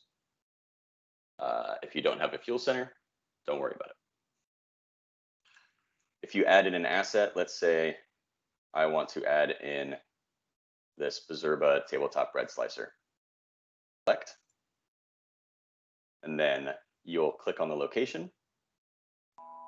And it will tell you, it'll suggest the recommended location saying, hey, this is where it usually is. Do you want to put it here? If yes, then you'll just click it and go there. If it's not, you have a list of all your other locations here. So you can go in and find them. You do not have the ability to make your own location. These locations should encompass everything that you should have, you should run into. If you have something that you really want to make a case for adding another one, you can bring it to us and we'll discuss it with the client. But in their CMMS software, these are the only locations they have. So you can't make a creative one that you think is more specific and better, because then it goes into their system and it doesn't go anywhere because that location doesn't exist in their system. Any questions with the locations or adding an asset? The way it's loaded now, Logan, you get one of everything. You get a little more than one of everything. You get something where Albertsons has said, hey, there's probably one of these there. So like HVAC, there's more than one HVAC because there's more than one main air handler. There's like one air handler per location. Okay, but they've given up on trying to give you like 25 refrigerated cases. Yeah, exactly. Yep. And the best workflow is to take the one and then keep duplicating it. I would agree with for the repetitive stuff. Yes. So where's the duplicate button? Is it? Yep. So for the duplicate, so for the reach and frozen food cases in the middle of the main sales floor, you'll go to your first one. You'll take the photo, your data plate photo. You'll assign all this good stuff. You'll hit the 3 buttons, and then you'll hit copy, and then it'll just give you another one down here. So, and if you keep going, you'll say copy. There's another one. Oh, okay. Going, copy. There's another one. This is also where your delete is going to be. Yeah. Yep. And then I highly recommend too that you fill in condition, and effective age before you copy. Yeah. Because then it'll come along for the ride, and then you only have to change by exception. A lot of times that stuff will be the same age and condition. Yep. Great point. To keep pushing those buttons. Yep. Over and over and over again. Yep. Go for it. Rick asked a good question as you're getting into this, as far as other supplemental items that are at a store, Bank Branch, Starbucks, yes, Subway, whatever that may be. So just so you hit that here in view. Absolutely. So real quick before I grab that, down here in the blue, it will tell you what you copied from. So just for your reference. That's a great question with the supplemental things. So Starbucks is in scope. And this will go into your in your training material that you'll review as well over the weekend or later today. I know I'm getting very long-winded, so thank you for sticking with me. It's a lot of stuff, and I know it's like drinking from a fire hose here, but you'll get it. It's not a good example. So in general, Starbucks is in scope. Jamba Juice is in scope. However, banks are not in scope. So you have your main sales floor, you have the whole store, you have the pharmacy that you need to grab. If there is a Starbucks, some of them don't have Starbucks, you don't have to worry about it. It is under coffee kiosk. And it's only a handful of assets. The Starbucks really only take, when you really get the app down, the Starbucks really only take like 10 minutes. You have the Starbucks included, the pharmacy included, Jamba Juice included. I don't think we've done one with a Jamba Juice yet, but I know they're out there. But if you have a bank that is part of the, so if there's a bank branch in the store, so I think they have a partnership with US Bank. If there is a US Bank branch in that store, we are not getting anything to do with that bank. Even the ATM, that's kind of the one that's embedded in the wall, built into the wall, we're not getting. The caveat to that is if there's no bank in there, but there is a standalone third-party ATM, we are going to grab that. So if the ATM is owned by the bank that has the branch in the store, we're not grabbing. If it is a standalone third-party ATM somewhere in the store or the fuel center that doesn't have a bank branch associated to it inside the store, we are grabbing that one. Any questions with that? Hey, just a question regarding to the elevator. So is that the same goal with like a walk-in? Do we just collect the actual machine and take a photo of the cap? That's it, right? Great question. So, so we are actually just tagging the outside corner of the, just tagging the upper left-hand corner of the outside of the cab. So we're not getting any of the machines that are associated with it, any of the hydraulic equipment associated with it. We're not getting any of that for cart bears, escalators, or elevators. Just the cab. Yep. And it will be covered in the training material as well. There's a lot to get to. I've been in a few with Panda Expresses and also dry cleaners, those two. When those appear, let me know. Right now, those are not in scope. So if you have anything besides a Starbucks or a Jamba Juice, you're not grabbing it. All right. Any other questions with the functionality of the app? I know it's a lot. When you're done, you'll go in, you'll hit this cleanup button, and anything that you did not edit, it is going to delete. So this number will reduce and just represent your actual number of assets. When you are done with the site, please make sure and sort on your barcode. This will just tell you if you missed a barcode. Sort by your barcodes. Chances are you'll have accidentally missed like 3 or 4. You'll know exactly where they are. You just go and scan them.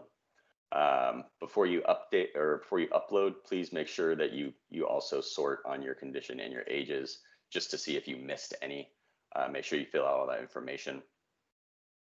And then you'll hit the cleanup, and then you'll come over here and hit Asset Calc Connect, and you'll hit upload. So when you upload, it is going to ask you first to do your data. You're going to say yes. Second, it's going to ask to do your photos. You're going to say yes. After that, it's going to ask you to update or upload your checklists. That is yes if you filled out the checklist. If not, you just hit cancel. After that, it's going to ask you to save your file. So there's no more of this like 3-finger swipe down, save it to your OneDrive, then move it over. It's just going to prompt you immediately with a question, and you just say yes, and it's going to save your entire file to a storage location for us. Once you upload, once you clean up everything, this number will decrease, as I said.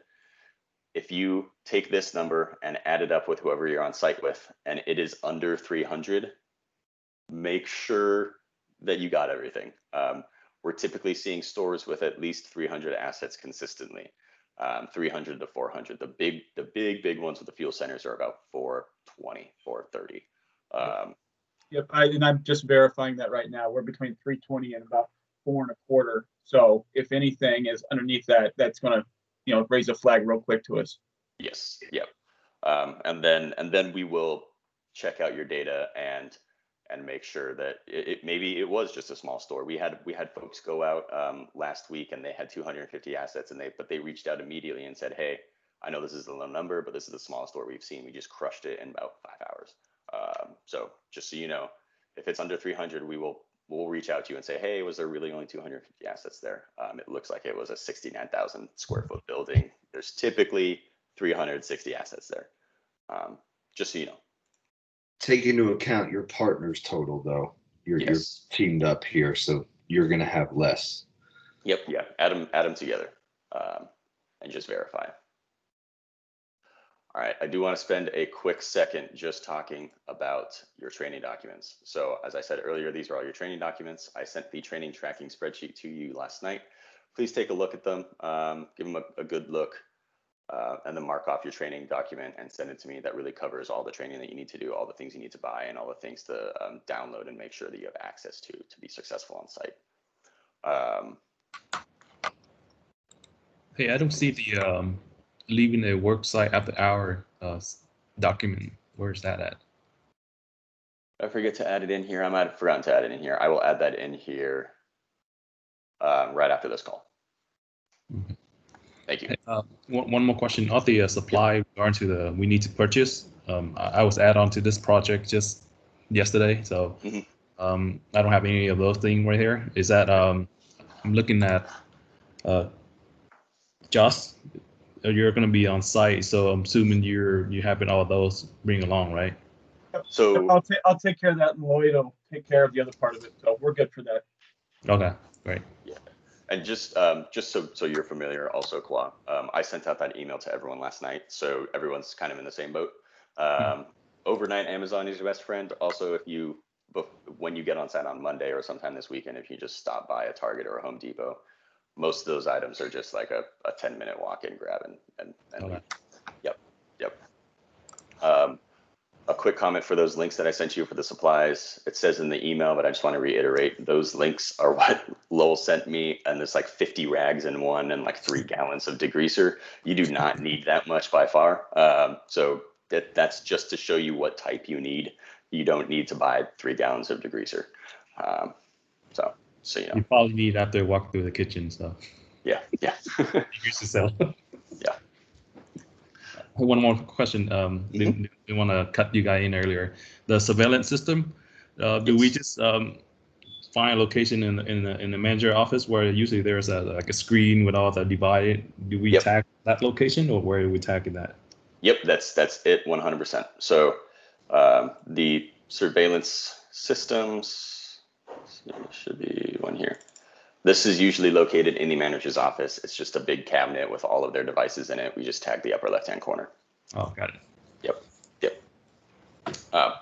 All of those pictures too are going to be hardwired into the app. You're going to have on-demand help. Yes. So if you go to an entry for a baler, you can click the help button right in the baler, and that is going to pop up. So should be super handy. The hardest part about this is trying to remember what all these things are called and where they want the bar sticker placed. Yep, absolutely. Yep. So I do want to take a second just to go over this. You guys need to, you guys will be reading this anyways. Let me just pull it up here. Just the barcode placement. It's really more of, it's not an exact science. And for those of you who are very detail oriented and you want it to be in the same place the exact every time, it might frustrate you a little bit, but it's not an exact science. So your barcode placement, this is a document that I have created that is available for you guys that y'all will need to go over. But the gist is,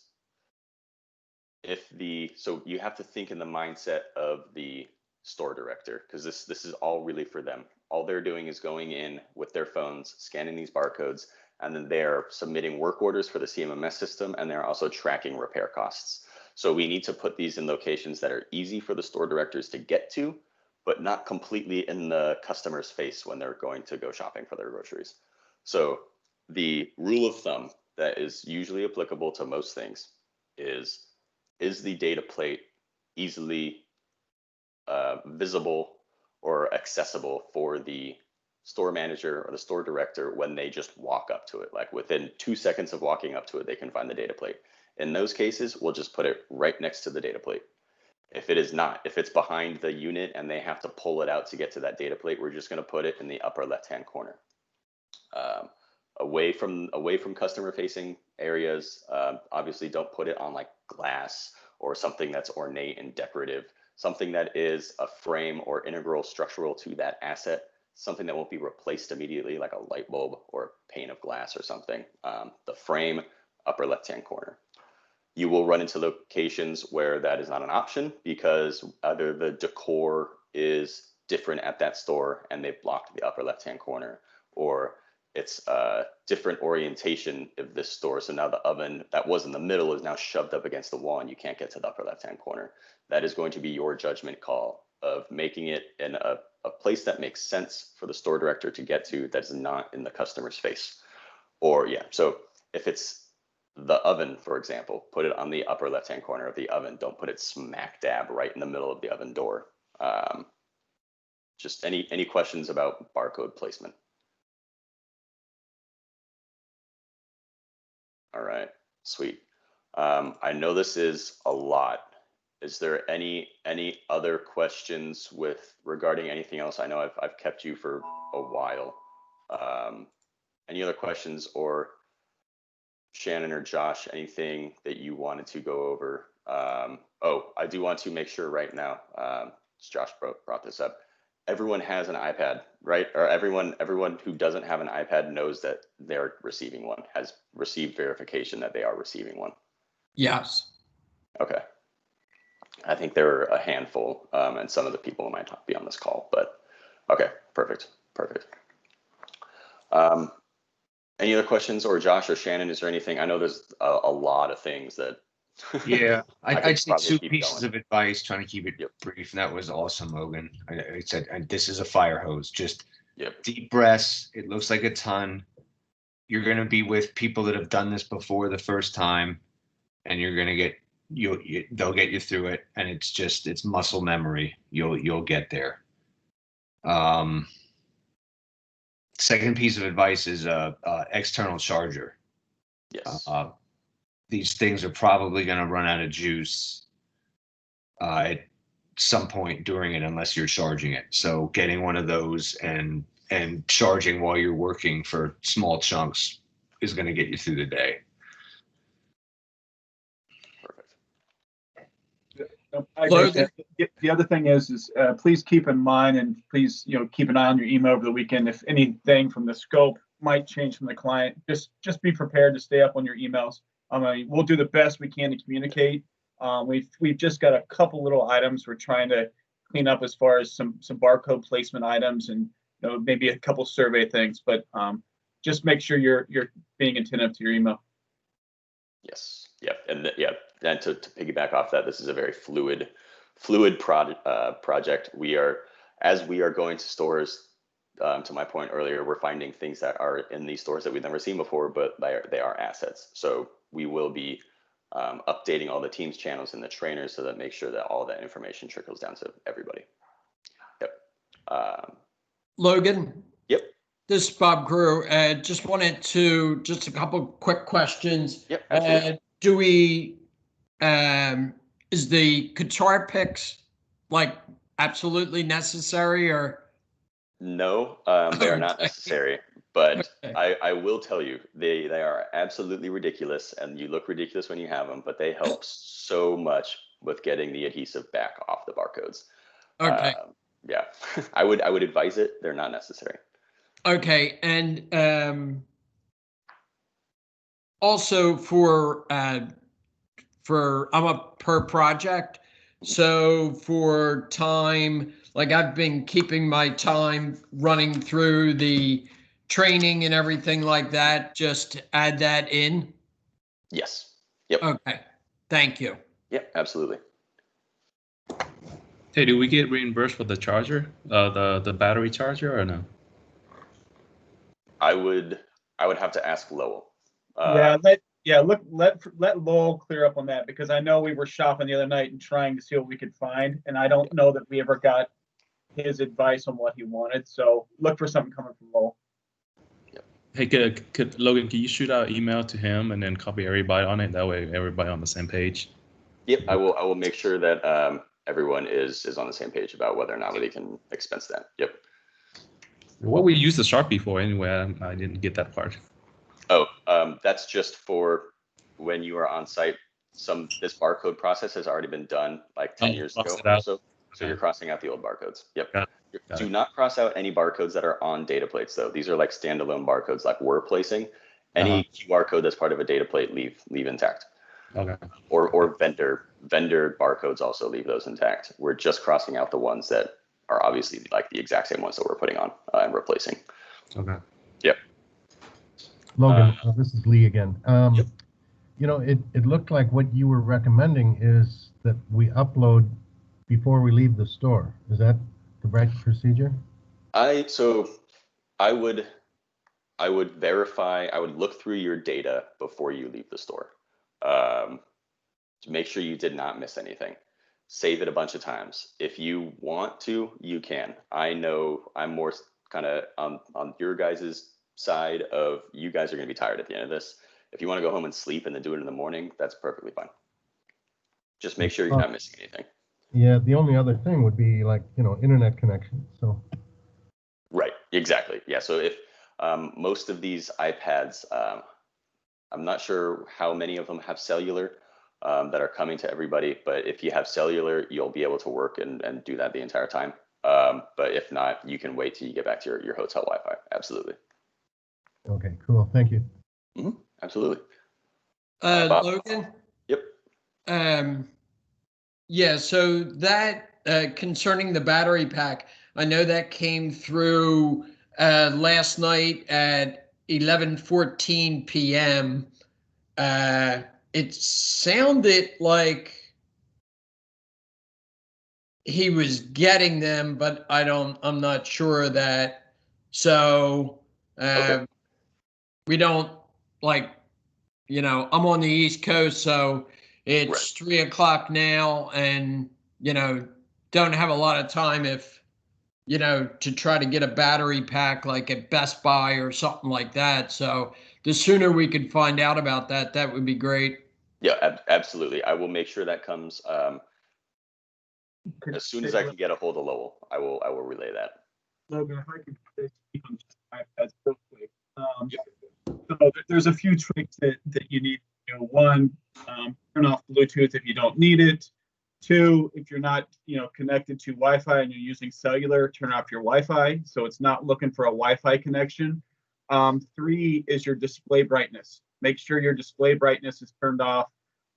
Four, make sure you don't have any other apps running in the background, looking or searching to get a weather update or something like that. Make sure the only thing you have open is FileMaker. I've spent countless hours. Usually cold weather is about the only thing that'll interrupt me with iPad battery life. So as long as you're going full and you've got some of those other things turned off, disabled, apps are closed, you should be pretty good. Yep, definitely. Yeah, and I can't reiterate this enough. Your first site next week will go the full 8 hours most likely. But once you are done with that and you're going into your 5th, 6th store, you're most likely going to be churning those out very quickly. Mark? Just a couple real brief ones. You could probably answer them as I ask them. Is there any point in here where we have to geolocate any items or the store itself? Nope, you're good. You mentioned gloves when we're working possibly in some of those healthy areas, like the service areas. If we are required to wear gloves, are those supplied by Albertsons, or should we have some ourselves? I would have a couple just to be sure. When all of this COVID stuff happened at the beginning back in March, I was required to have them. But for the last rounds of stores, they have not been enforcing that. So I would just have a couple backups just in case. Thank you. They do have them all over the departments also. So you can just. And then as far as the electrical, well, the like PCs and printers and other technology type items, are those also in our scope? So the PCs, projectors, nope. So no PCs, no projectors, no printers. Copiers are in scope, but only one copier in the bakery. If you see copiers anywhere else, we're not grabbing them. Just the bakery copier for some reason. They do that on Kick. That's why it's expensive. Yeah. So okay. And then the final thing that I had was with regards to, are the stores all staffed 24 hours a day, or have you encountered where there might be a departing time, like certain store, everyone's out by 11 or something along those lines? For the stores that I have gone to, they have been fully staffed the entire time I was there. This program used to run 8 p.m. to 4 a.m. And when I was there at 4 a.m., there were people there. Yep. Logan, I'd say the one other suggestion too is, as you're going through these first stores, and if it becomes 10 o'clock, 11 o'clock, past midnight, and you don't seem to get a response, feel free to use your camera roll to take the pictures. And if we don't get back to you, we can always load an asset back from that camera roll. It should never be the rule of thumb, but if you have a question and you're not getting an answer and you're basically at the end of your time, take it with your camera roll and we can load anything in AC Go from your camera roll. Perfect. Yep, perfect. Matthew? Yeah, a couple things. Yep.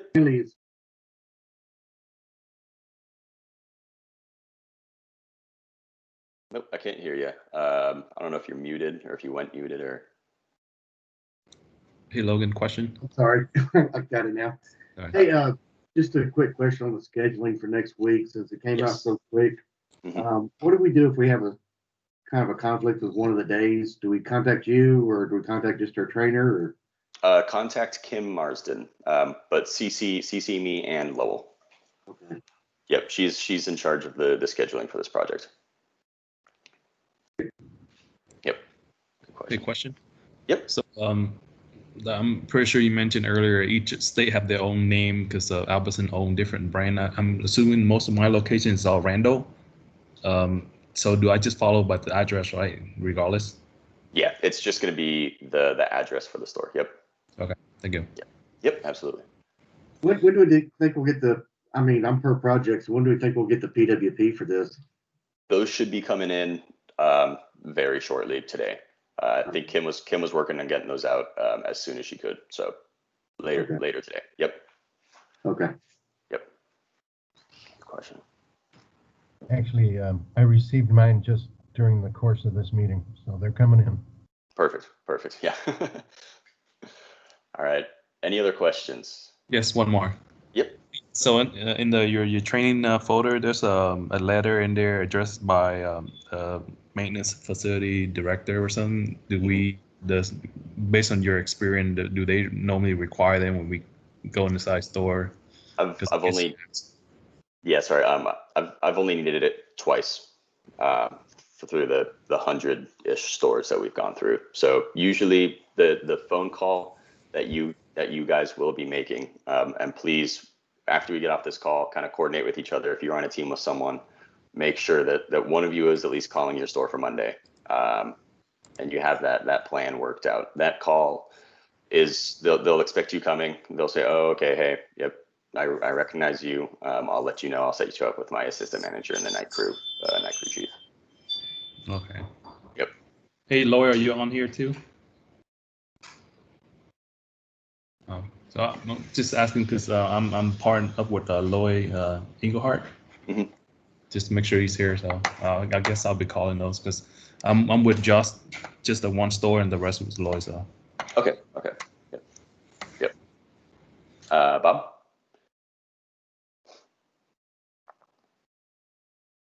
Bob, do you have a question, or is your hand just raised from last time? No, I'm sorry. Okay, no, you're good. You're good. All right. If there are no other questions, please go through the training materials. Send me back that training tracker spreadsheet. Make sure that you have the app downloaded on your iPad whenever it shows up tomorrow. Play around with it. You can load in any store or load in your store. Play around with it. And you'll be able to do the click. The pictures are honestly, that's going to be your number one thing. Just look at those pictures and make sure that you are that you're familiarizing yourself with what it looks like and what it's called, because what they're calling it may not be what you've been calling it for past programs. Just so you're aware. All right. Well, thank you guys. I appreciate it. I'm sorry it went for a while, but I appreciate your time. All right. Thank you, Logan. Yep. Logan, absolutely. thank Yep. Thank you. Thank you. And, yep. The last thing, sorry, that I'll send you off on is my phone number is in my email. Give me a call if you have any questions. Just give me a call. I'm available. All right. Thanks, guys. I appreciate it. And Logan, you'll call I have the first round with you, so you'll call the store on that. Yeah, I'll call the store. Yep. Okay. Yep, definitely. All right. I will, I'll call Monday store for sure. Yep. All right. Thank you. Yep, of course. I will talk to you guys later. All right. Bye.